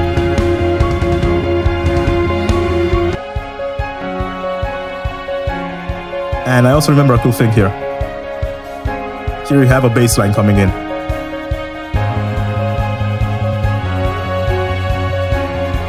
Which is actually not a bass. This was, I took my guitar and I used the guitar rig plugin to actually lower it by like 12 semitones. So 1 octave down or something. Like I not 1 octave down, but I reduced the tone of the guitar to reach the bass tone and then processed it like a bass. So that's how I did that bass. And I did that in other songs as well. And sometimes people would ask me, what the hell are you doing with your bass? How did you create the bass? I'm like, it's not a bass.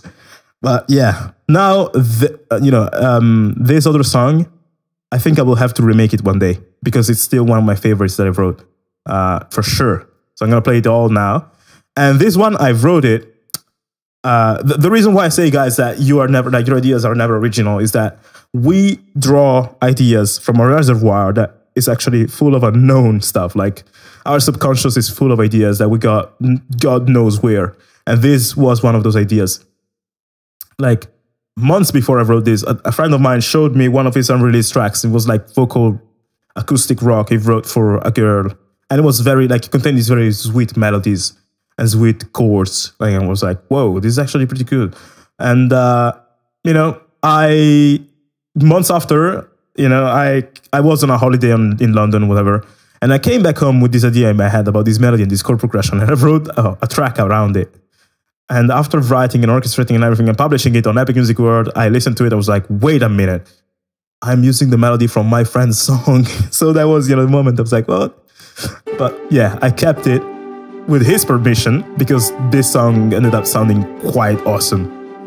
And I think he liked it more than his song. It was like, yeah, feel free to use it. So this is how it sounded.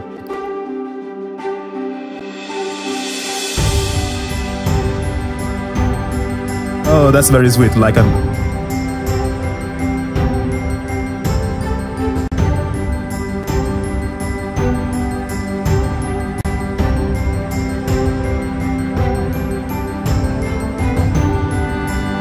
So this was the melody I took from my friend. Sorry, Roland. My friend is called, by the way, Roland Seth Erulo. You can find him on YouTube. Crazy guitarist and composer.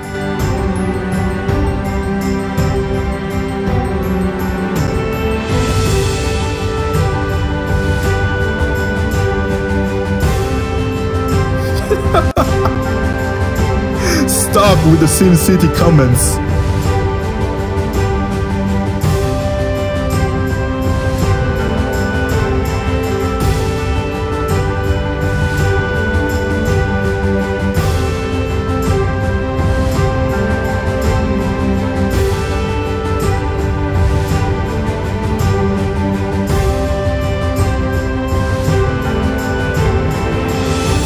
So it repeats,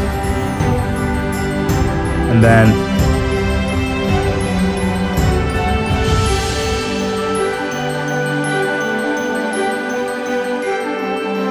there's this sort of like a slow build up with the strings and everything, and the harmony is coming in.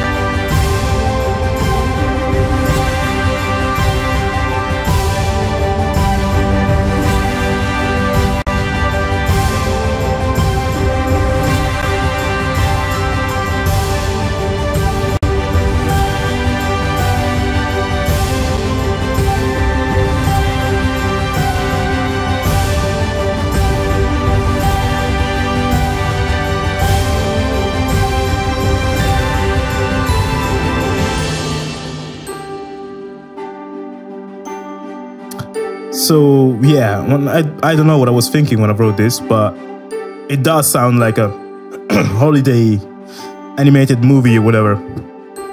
Actually, I was thinking of How to Train Your Dragon, the movie itself. So yeah, probably that. I loved writing this song. I still love to listen to it. You know, I sometimes go and listen to my old songs. Really, this isn't the first time I do it.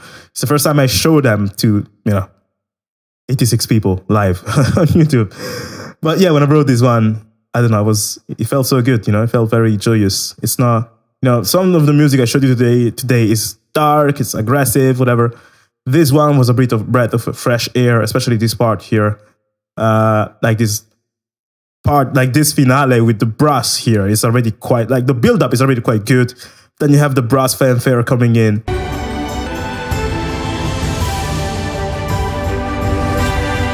That alternates itself with the violas, and then here I added this da da da da da da melody on piano, and then the woodwind doing da da da da da da da da da, something like, I don't know. I felt so high composing this, like high in the sky, not high like, oh, I just smoked, But it felt so amazing, so happy and cheerful and wholesome. I was like, wow, It's pretty good. And the orchestration ended up being alright. And after that, I was like, fuck this. Let's write some electronic rock. So after listening to Lords of Zelda once again, I wrote this.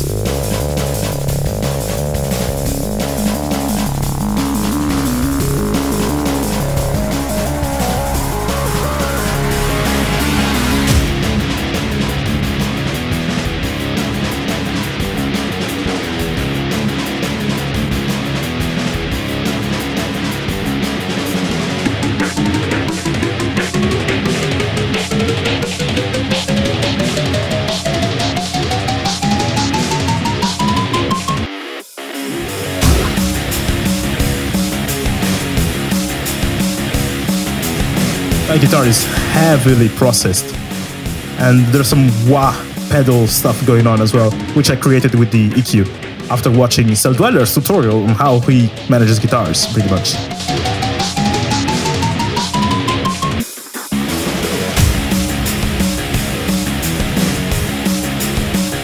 But yeah, it was just a stupid song. Bomberman on Nintendo. Can you guys stop that? I'm trying to be dark here. You say this is Bomberman. Thank you.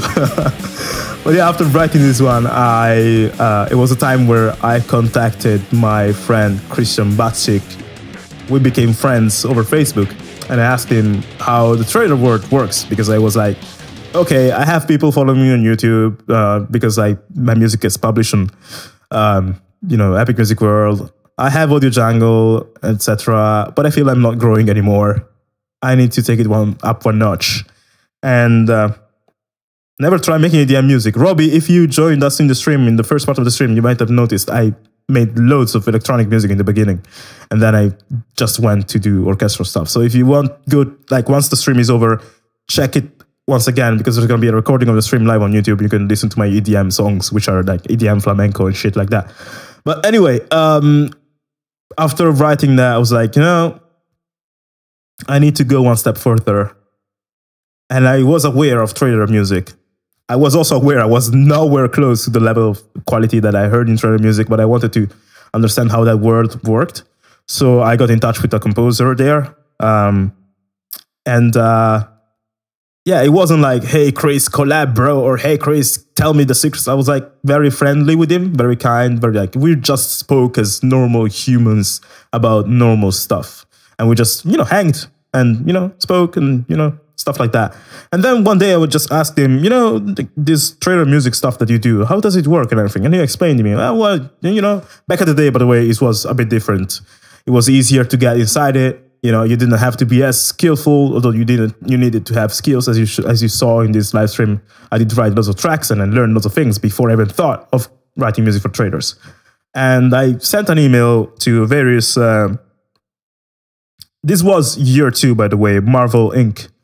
And I sent an email to the various labels, Those Brains, Release on Motion, Sub Pub Music, which is Colossal Music, trailer music right now. And they all ignored me, except for Release on Motion, who were kind enough to give me a chance. And they were like, okay, we need a track like try to write a, because I sent them my tracks, and they were like, okay, there's talent here. Your style is different from trailer, but we're gonna help you to fit into the niche.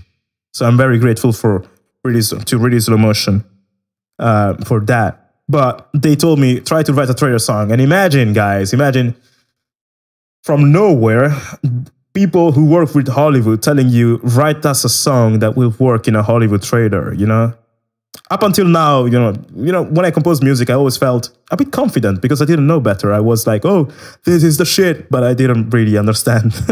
But now I was like, oh, I'm composing for Hollywood. So that felt as if I was going out on a date with this, incredibly hot and intelligent and musical and everything that a woman can be girl, And that, like, you get very anxious at the idea, like, am I going to be able to please her? And that's what I thought already so much. Am I going to be able to write a track that is going to be at the same level? So obviously, thanks to that huge doubt, I got a writer's block that lasted for a month or something, in which I tried every single day to write something that sounds awesome.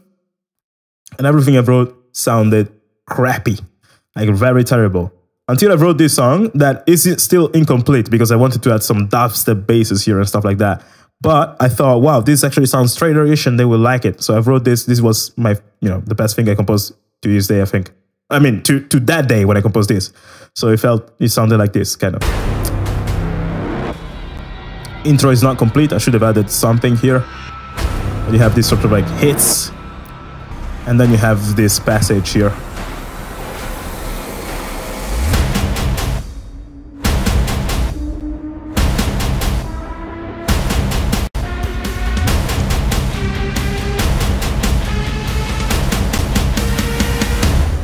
And here I wanted to add some dubstep basses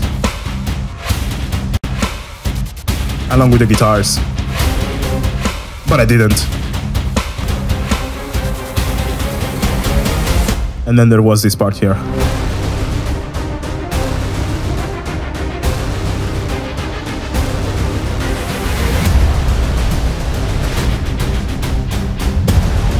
tangent.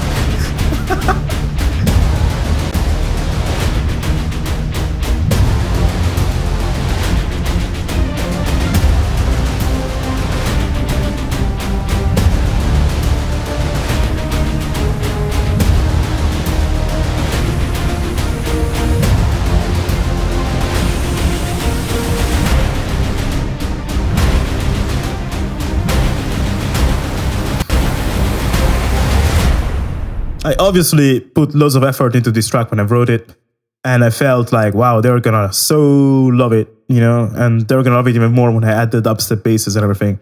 And I sent it to the supervisor, and he was like, you know, this sounds okay, but we don't do dubstep anymore, and also this isn't really trader structure. So like, imagine my dreams crashed like that. It was like, okay, I put loads of work into this, and you guys didn't really like it. I was like, what the hell can I do that you guys would like, you know? And it was very, you know, it was tough, you know? And I was like, well, maybe I'm gonna, you know, come back to you later when I'm better. And I told Chris, and he's like, yeah, no, this isn't trader structure. You're good, but I'm gonna help you. So pretty much in that period, Chris was starting this label, End of Silence. And he said, I'm gonna give you feedback and help you to grow so that when you compose music for Real Motion in the future, it's going to be good. And I cannot show you the tracks I composed for End of Silence or the tracks that I composed for Real Motion that ended up being released, because I don't own the copyright for those tracks. They do. So if I use them in this video today, I might get copyright claims. But, you know, working with Chris taught me a whole freaking lot. And thanks to that, I was able to then get into really slow motion and other labels and stuff like that. And yeah, I'm gonna import a few other songs, but then that pretty much wraps it up, because, you know, like we right now we heard most of the music that I haven't showed you guys. Then the others that, you know, I'm gonna show you, maybe you know them because some of them are already on my YouTube channel. Let me remove this one. These are from End of Silence. I wrote this one as an exercise in horror trailer music, kind of. And this one was used by Vossen Wheels on YouTube. How do you make that drums? I don't remember. I don't remember anymore. It was again messing with sound design.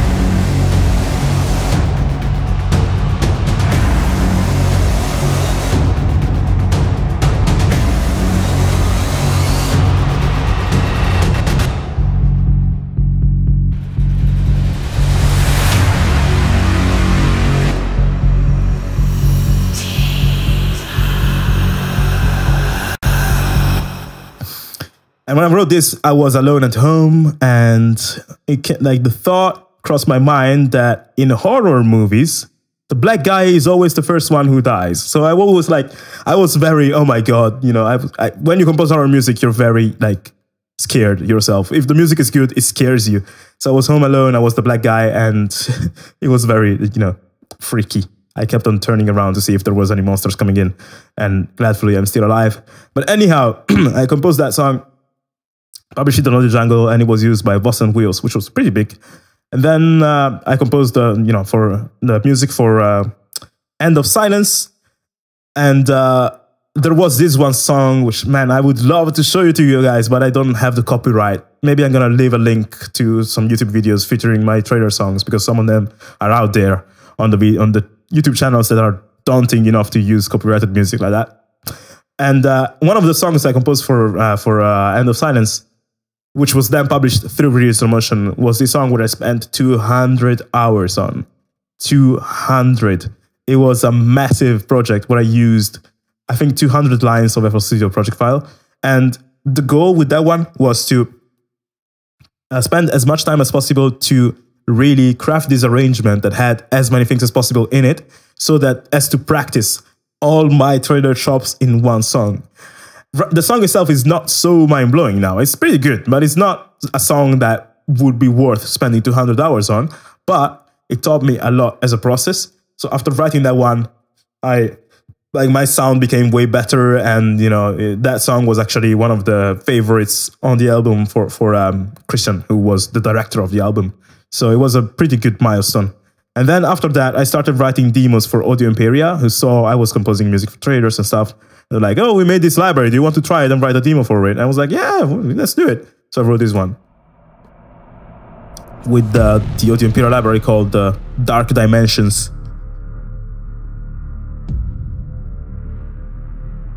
And yeah, it's a bit of like trader orchestral, sound design, whatever.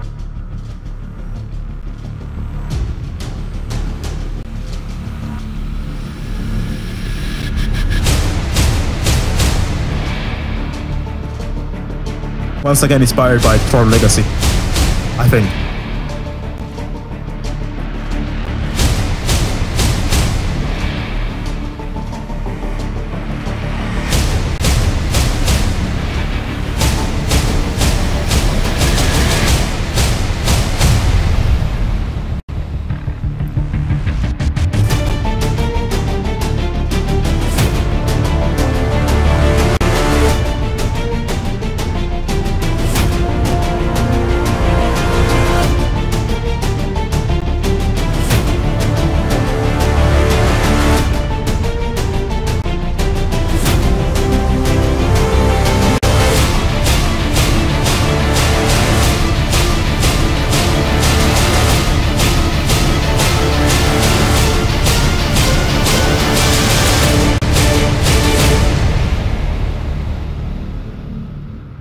So that was the song I made for Audio Imperia. And I was like, well, this is good, but it didn't sound alive for me. It was a dark period, this one. And all the genres that I explored are coming together. Yeah. How can I spend 200 hours on a project? So what I did was I spent lots of hours into composition, spent lots of hours into sound designing every single element, layering all the hits, doing all the sound design, so many things. And also recording the guitars, doing the mixing. Like, it was 200 hours full of stuff and practicing almost every aspect of music creation, trying to get better at everything that I learned.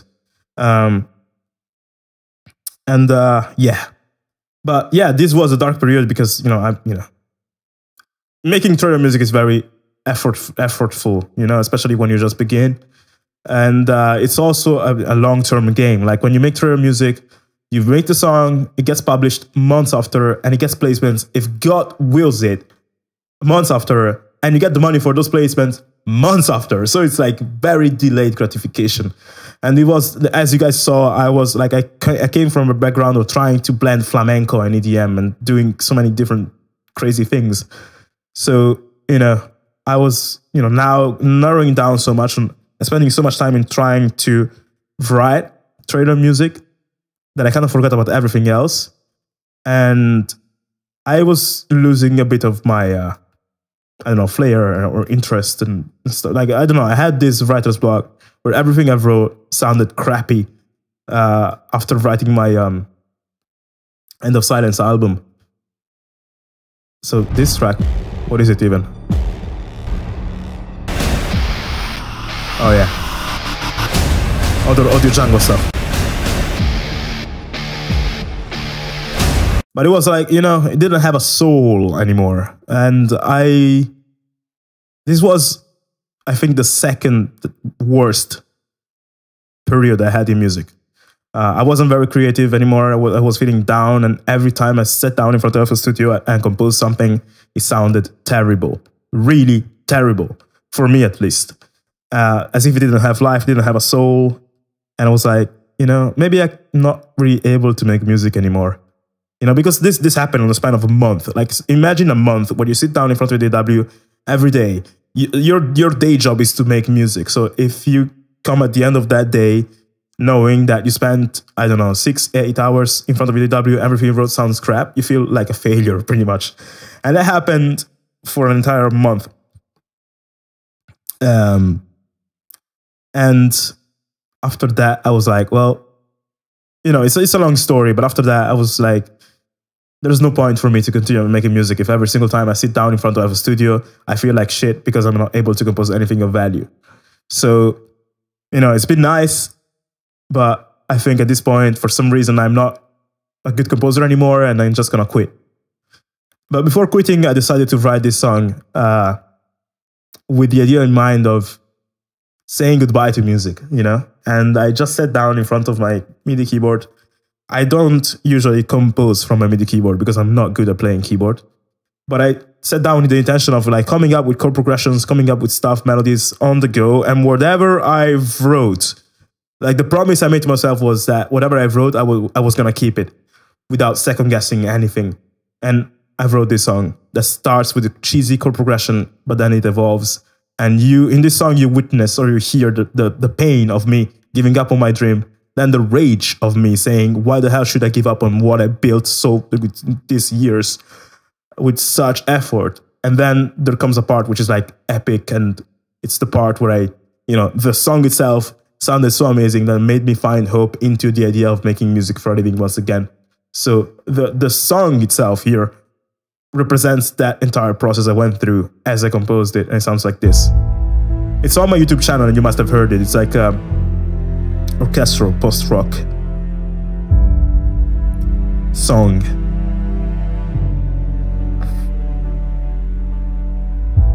I did mouse it in most of the time. My music is always moused in most of the time.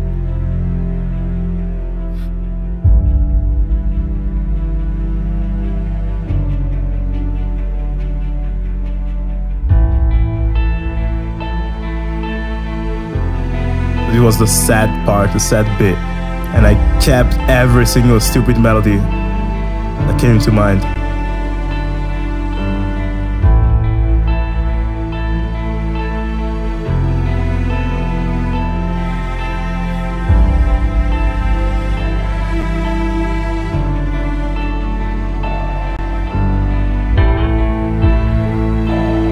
I still remember the pain. Like, this song is very strong for me. Never get old.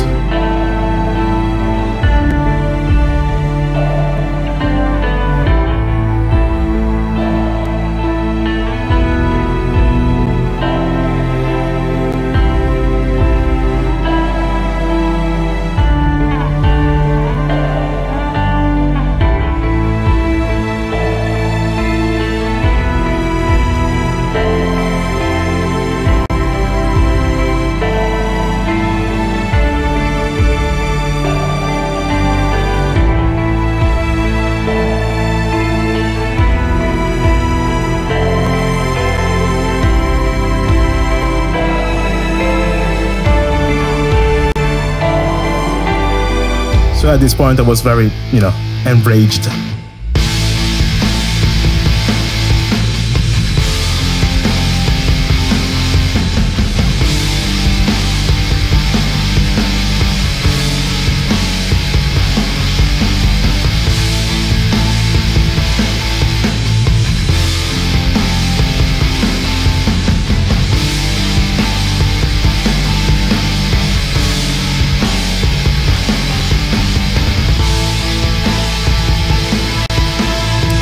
And I remember when writing this, I sent it to my friend Christian Bachik.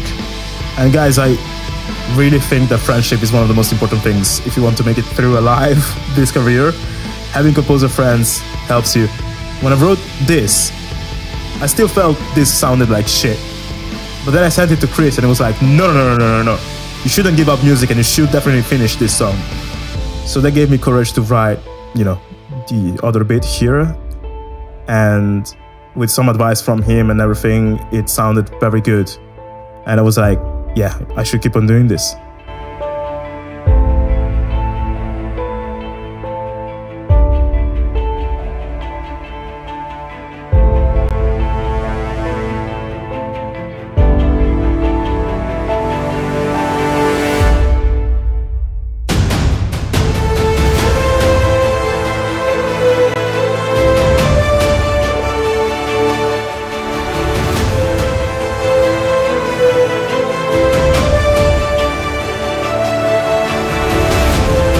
That brass though, it doesn't breathe. It doesn't.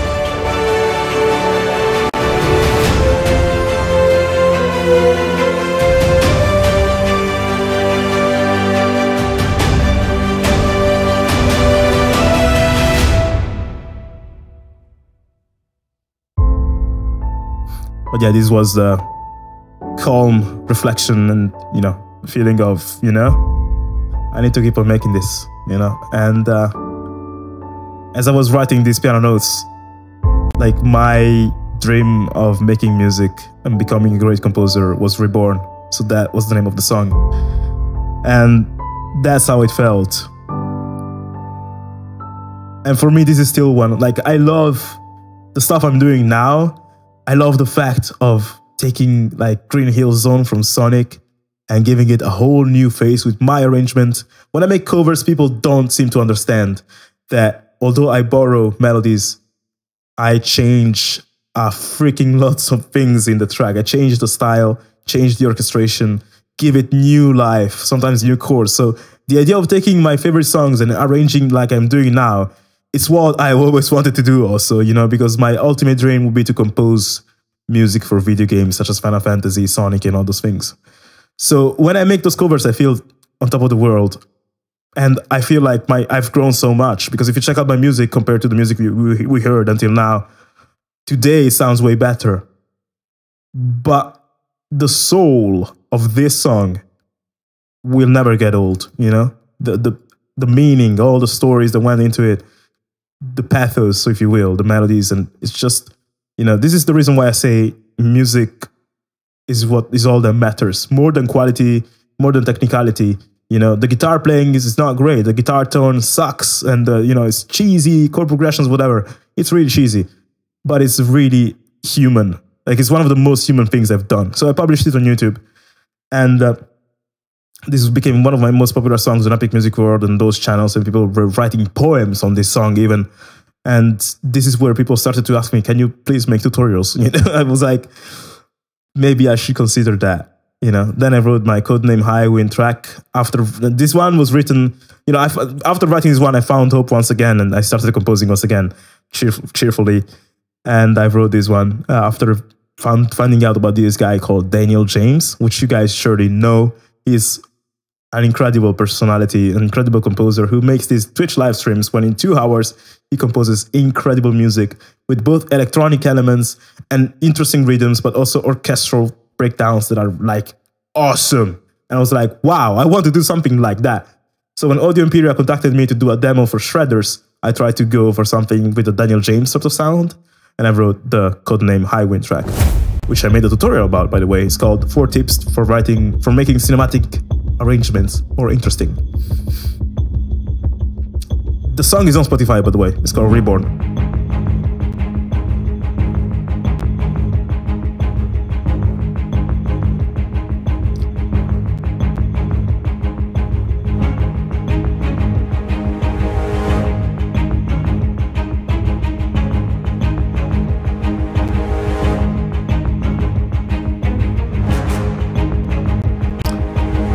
So here I try to like blend sort of like I don't know, Daniel James rhythms, whatever, with my style.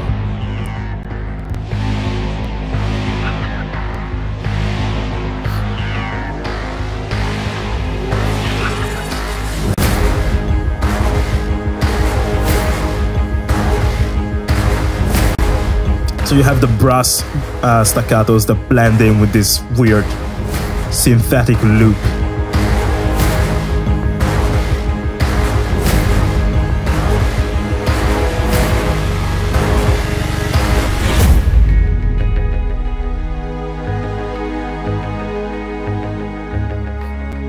And this is the part where I try to go orchestral. That vocal is from Vocalisa, from Impact Soundworks.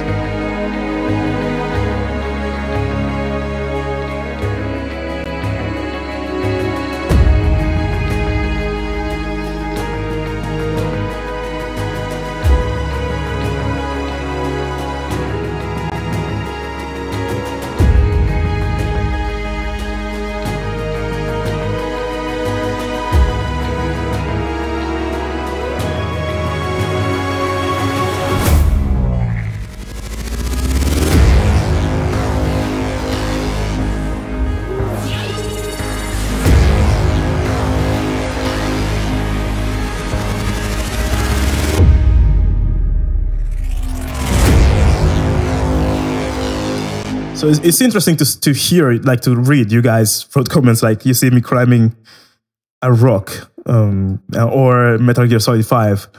With this one, I try to recreate the feeling of being in a desert or something. But first, I want to answer one question. Like Enogimka asked, the loudest part. What is your question, Enogimka? How do you create tension or feel with the soft parts? So let's analyze this soft part in this bit. So the tension in this song is given by loads of things. Like the thing you notice is that there's transitions everywhere. Like here, you have this coming in, but before that, you have the it's like a reverse piano, reverse string note. Then this sort of like crescendos here. The riser here that brings us to this part without that percussive loop. And then before going back to the percussive loop, we have another riser reverse sound. So if you want to preserve tension, make sure to use transitions, and then same thing happens here. Like before ending this part, I do these crazy stutters and risers, and it's like, whoa, and then you get this sense of peace here. Now this part sounds like a desert, maybe because of the chord I chose. Like it sounds as if you're in the desert, surely because of the chords I chose to play on the strings. But also because of, I think, the guitar with lots of delay. When you use loads of delays like that, such a wide delay, you create a huge sense of space. So those chords feel like Arabic. Then also huge sense of space. Arabic and huge sense of space means usually desert. Already. Then I also added these vocals here from Vocalisa. Oh, sorry.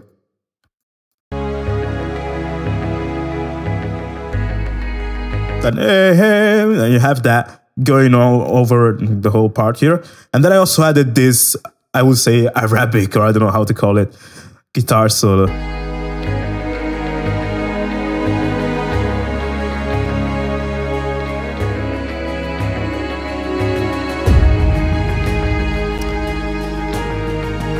And also these sort of like drums, like I don't know what they are, not djembe, not bongos, but they're like very tribal drums like that, create that sense of like rock climbing, desert, whatever. So that's how I did that one track. Guys, do you have some questions? Let's do a quick round of Q&A, because I saw you guys asked some questions, but I was too busy talking about the music and forgot to reply to you. In the meantime, let's listen to this other one, which is another demo I wrote for Audio Imperia. Not too crazy, just very simple stuff actually.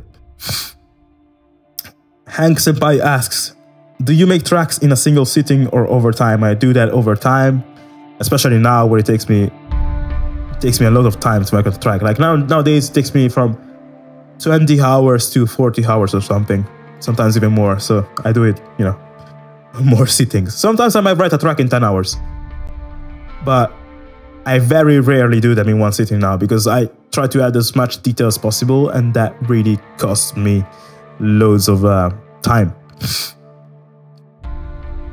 When starting to compose a new track, how do you decide the tempo and time signature? Did you have trouble with that at the beginning? No, I never have trouble with that, because I usually start my tracks with either a melody or a rhythm in mind, Or if I'm doing like a mock-up, I will use the tempo of the original track. But sometimes I might say, I want to write a track in 5/4, so I'm gonna play a rhythm in 5/4, like 1, 2, 3, 4, 5, 1, 2. I'm gonna play it around with my hands, like I don't know, something like that, and just come up with a rhythm.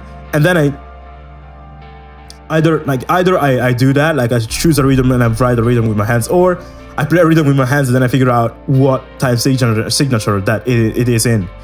But usually I just compose in 4/4 or 3/4 or 5/4 or 6/4 or 8/4, but not crazy things like 15, 16 for, I don't know what they're called, like 7/3 or whatever. I never do that. So I use pretty simplistic signatures. Retea Robert asks, do you use any Ozone Master streaming assistant or limiting? I don't use it. I should.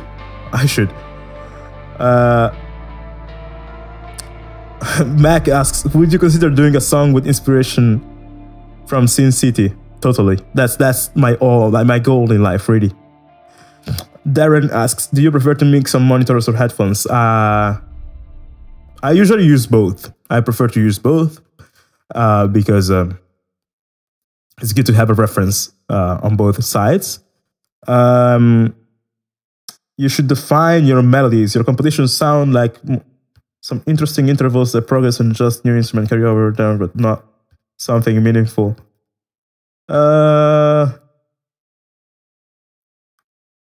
That's my style, I think. Probably, you know, I like it. I like to compose music like that, Gaurav. But it's different for everyone. You know, some people may rely on melodies that are like incredible, like you know, John Williams' melodies, for example, out of this world. Other people may rely on other things. One of the key aspects for me of my music is to write an arrangement that doesn't bore people, because of how, you know, it has transitions, and because of how it carries over to other instruments and stuff like that. That's I think it's my specialty. It's my power. I really appreciate it a lot in my music. So I don't feel like I need to define my melodies more or to write better melodies, stuff like that. I'm good with my melodies now. No Exit Music asks, do you follow Junkie XL's channel, and what are your thoughts on his Studio Time series? Have you ever been approached about scoring a film? And is it something that's interest to you? Junkie XL's channel, amazing. And the Studio Time series is like, whoa, so great. And honestly, if you guys are not checking that one out, you should, because it's Junkie XL. And the editing on those videos is way better than mine also. So when I see that, I'm like, ah, shit, I should have my YouTube game, but I don't have assistants and stuff like that. So, you know, a bit difficult. I have been scored about scoring films. I have been, approached about scoring films, independent films and stuff like that. But I've always been a bit reluctant because I'm not always sure of who are the professionals, who are not, who are just playing around. And also, I'm way less interested in scoring films than I am into scoring games. So, Ken Emrekan asks, when are you writing a long time? Did you ever felt that you lost believing in the track you're writing and put it to trash? Happens many times. As I told before, sometimes what saves a track is just one small transition or something. And I will then try to complete the track because I'm like, I need to publish this because that transition sounded amazing. It's not like this track sounds amazing. It's like that 20 seconds part sounded great. So I need to complete the track to make sure that I can actually publish that 20 seconds part. It's very like the tracks that I felt like, wow, this whole track is great, are just a few. They're not too many. So it happens many times that I lose sight or lose faith in a track or never have faith so much. But if that track led me to discover new things or to learn new things, that's a success for me. And that is true for many of the tracks I wrote here. I showed you today. Many of these tracks were just me messing around with something, trying to understand it. And that is why I like those, Colleen asks, do you start with chord or melody when starting a new piece? I answered that before. Sometimes I start with chords. Sometimes I start with a melody. Sometimes I start with like a, drumming on the table, stuff like that. It's just, as long as I have one single idea that can get me inspired, I will cling on to that and just use it, How do you create, King Arthur asks, how do you create melodies that have emotion in them? Been having trouble with that for months. Try to create melodies in the way that is most natural for you. So if you've been playing guitar your whole life, then try to come up with melodies on guitar, because that's the space where you feel more vulnerable or intimate, I think. For me, I don't really play instruments so well. So if I want to write like a intimate melody, I'll probably try to sing it along with my voice, because that's what I do. Also, I think a good exercise to learn about melodies is to do this thing where you listen to other people's music and you try to listen to what is not there. So if you listen to a chorus of a Muse song, try to sing along, but sing along using a counter melody that you invent on the fly. That's something I do all the time when I listen to music, and it led me to think about melodies way more than I probably should. When I hear a song, I'm already harmonizing it in my head. That's very weird. I don't know. Has the Sand Spider asks me, has the FL team ever reached out to you? You got the best channel for orchestration on FL. Very inspiring. They did, and in fact, I am a powered user on the FL Studio website. If you go there, you're going to see me and an interview they did with me about my channel. Actually, Scott from FL Studio found my channel, and he thanked me for spreading so much FL Studio love. So yeah, they were very helpful. They also shared my Pirates of the Caribbean video, and when they did, my YouTube channel exploded that day, like with loads of subscribers. Michael Maurice asks, do you drag reference tracks into DAW using them as tonal balance control? I don't. Yeah, I do it, but manually sometimes with D-Span, not with tonal balance control from Isotope and all those things. Brian Bruce asks, Alex, do you challenge put in front of you some kind of picture and compose music? I did it, like for my old songs so many times. I will do it again, surely. Sigma asks, favorite instrument for the orchestra to write for, or just favorite instruments to listen to? I like the cello, but it's not instruments. I'd rather. It's like with colors. I don't think I have a favorite color, but I have favorite combination of colors. I like to combine things, so I like every single instrument, but I like to my thing is to find perfect couples or instruments that harmonize together very well. So yeah, but there's many of those.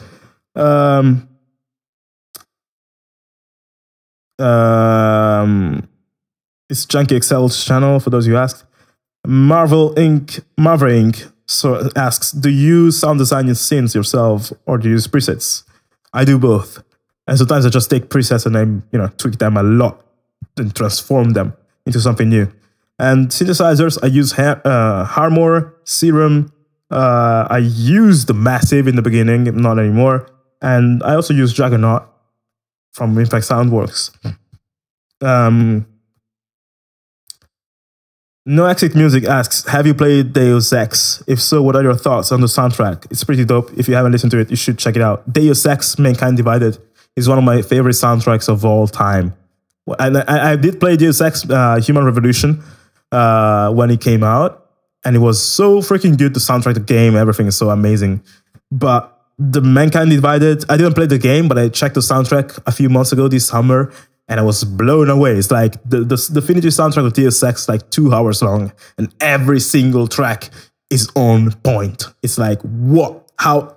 I cannot even understand how they managed to create it. Very great. Enogimka, can I shoot you a challenge? If yes, my favorite scale is a Byzantine scale. Should I compose in the Byzantine scale? Niv asks, do you have several templates or just one? Or do you start every project empty? I have a few templates. Like this one we have here is my orchestra template, which is already filled with the instruments. Usually the instruments I use the most. Oh my god, I thought it was crashing. So yeah, Metropolis Arc, Cinematic Experience 2, Jaeger, everything already loaded. And the mixer already organized. I have another template which is similar, but it has this contact instances and the mixer already organized, but it doesn't have any instrument loaded. So it's the equivalent of this template empty. So I either start with that one or with this one, depending on what I want to go. If I want to write an orchestra track, where I know I would use the usual libraries, I will use this template. If I want to write something different, I will start from the empty template, but that is already routed and everything. You keep the root D everywhere and it sounds cool as a drone. Yeah. Regarding coming up in melodies, I hum a lot and always record a line with my cell. Yeah, that's a good idea. Ken asks, what do I think about FL Studio? I was using FL Studio, but then switched to Studio One. I think FL Studio is much more complicated than non-professional. Did you ever try another DAW? What do you think? I did try Cubase once, and I loved it. I loved how you could organize your project files so simply. It was like, oh, I spent a whole day just coming up with a template, and it felt so good. It was amazing. I was like, yeah, I'm ready to rock. And it seemed to also use less RAM for some reason. And then I started to compose, and I noticed the piano roll is miles or years behind FL Studio's piano roll in terms of flexibility and the speed, of workflow. Because in FL Studio, in Cubase, you have to, pretty much draw every single note. Like every note you draw is this long, and then you have to go and stretch it, and you're gonna stretch it every time. In FL Studio, you can do this. You want to draw a note like this one? Okay, click on this one, and that's what you get. Want to draw a note like this one? Click on this, and that's what you get. There's so many shortcuts here that make the piano roll so easy to use.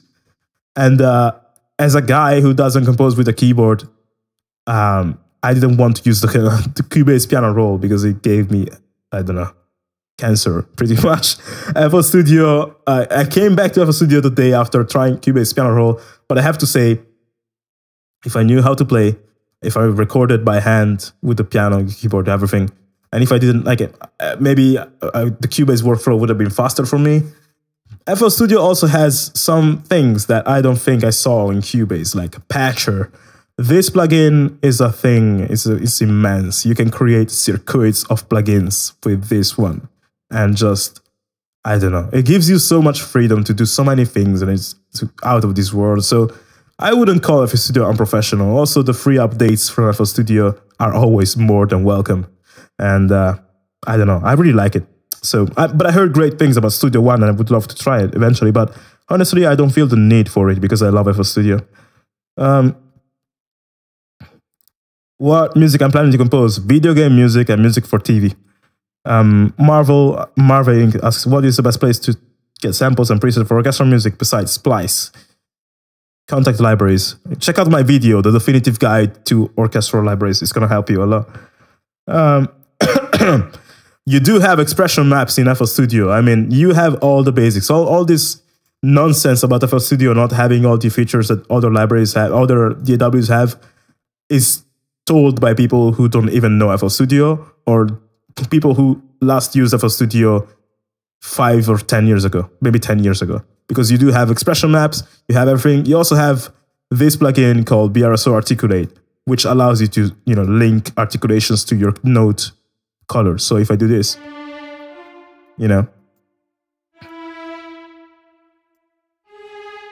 I can say, I want to switch to tremolo for this note, and I can go here and change the color to tremolo, and now it's gonna do that, And this is very useful when you compose. So FL Studio, there's some things that make me mad about it, You can do the tweaking of the MIDI control commands, but sometimes it's not as flexible as it would be in Cubase. But the fact that I have this wonder of a piano roll and the articulations here saves me so much trouble and hurdle and hassle that I'm like, wow, I'm never gonna leave this, So I like it personally. But when people say, "Oh, the FL Studio is not professional," that's crap. It doesn't have chord detection though. I didn't notice. I did notice that. I never saw that anywhere in FL Studio. Maybe I don't know. Maybe I didn't. There is, but I didn't see it. But I don't think it does have chord detection. Noexit asks, do you like the works of Harry Gregson Williams? He makes some good scores. I haven't listened to a lot of his works, and actually, I think I listen to way more other genres of music rather than orchestral, and that's very weird, but that's me. Was Harry Gregson Williams the composer for Aquaman, though? Because I went to see Aquaman just a few days ago, and it blew me away. Incredible. I'm not planning on buying Metropolis Arc 4 for now. That might change. I don't know. I'll use Vienna Ensemble Pro. I never tried it. Cubase doesn't suck. It's a good DAW. FL Studio doesn't suck either. You can actually like multiple DAWs without having to hate other. Like it's not, oh, I choose FL Studio so Cubase sucks. Or I choose Cubase so FL Studio sucks. That's very, in my opinion, it's a very stupid way to go about it. There's value in all DAWs, but I don't know. I prefer FL Studio. Anyway, let us listen to, I think, the last song. And then I think I'm going to go because my throat is killing me. I have a sore throat and a bit of a cold here. So I was able to pull it off until now, but now it's starting to get to me. So I should really shut up for a bit. Let's listen to this last song that I composed, which is not on YouTube. And yeah.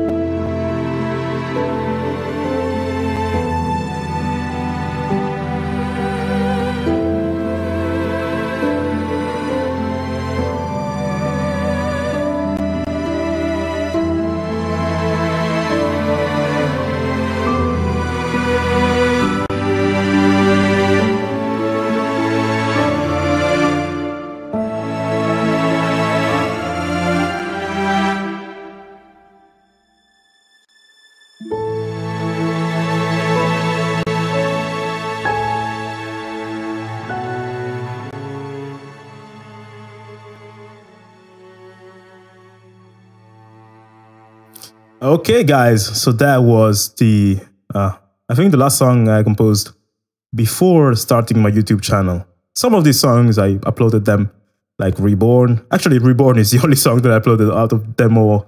After this one, I began YouTube and I began making tutorials after writing my landing cover. That was the first ever tutorial track I made. And it's been interesting. I love it. I really love it. Still love making videos for you guys and discovering things about orchestration and making my way maybe to video game music and all those things. So thank you guys for joining the stream. And by the way, I have a surprise for you.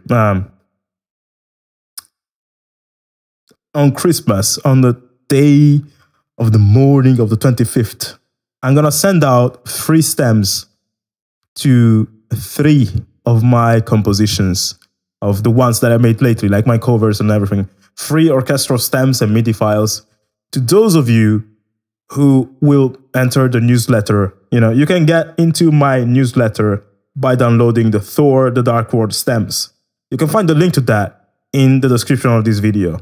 On the morning of Christmas, I'm going to send the stems to every single person who is part of that newsletter. And also another pack of stems to every single person who is part of my Discord server.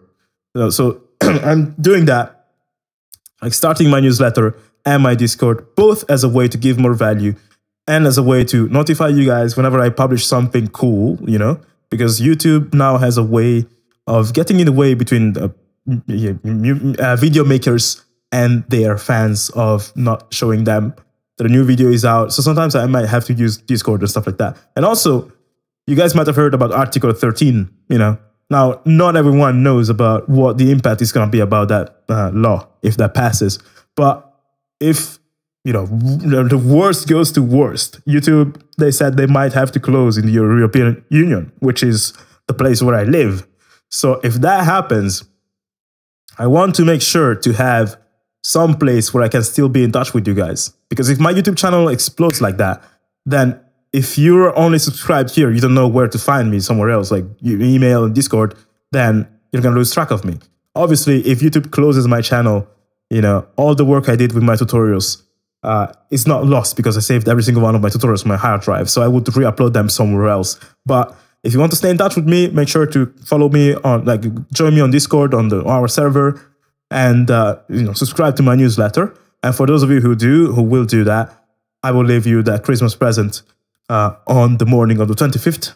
And I hope this stream has been useful to you, and I gave you some inspiration to feel like you're not, your music is not crap, and that there's hope, because you heard my songs, my first songs. You saw how much of a long way I came, in these years from 2013 to today. So you guys should totally keep on doing it. Keep on going for your dreams, because for me, that has been the best thing, so far.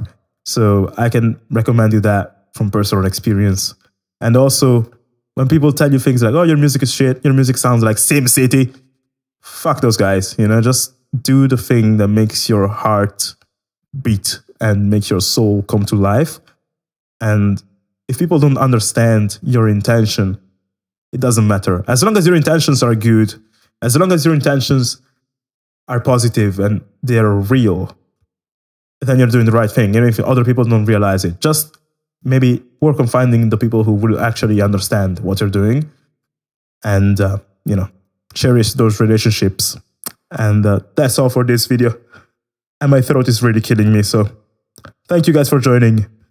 And yeah, the recording of this episode will be available on YouTube after I finish this, I think. I hope so, at least. And feel free to, if you want to see me live on YouTube or Twitch way more, let me know in the comments, maybe some ideas you would have for a live video. And yeah, that's it for this one. I'll see you guys sometime this week with the new tutorials. And tomorrow, we actually have an interview with a friend of mine, which is very interesting, for the Creative Matters podcast. So stay tuned for that. And for now, I'll say goodbye to you all. Cheers.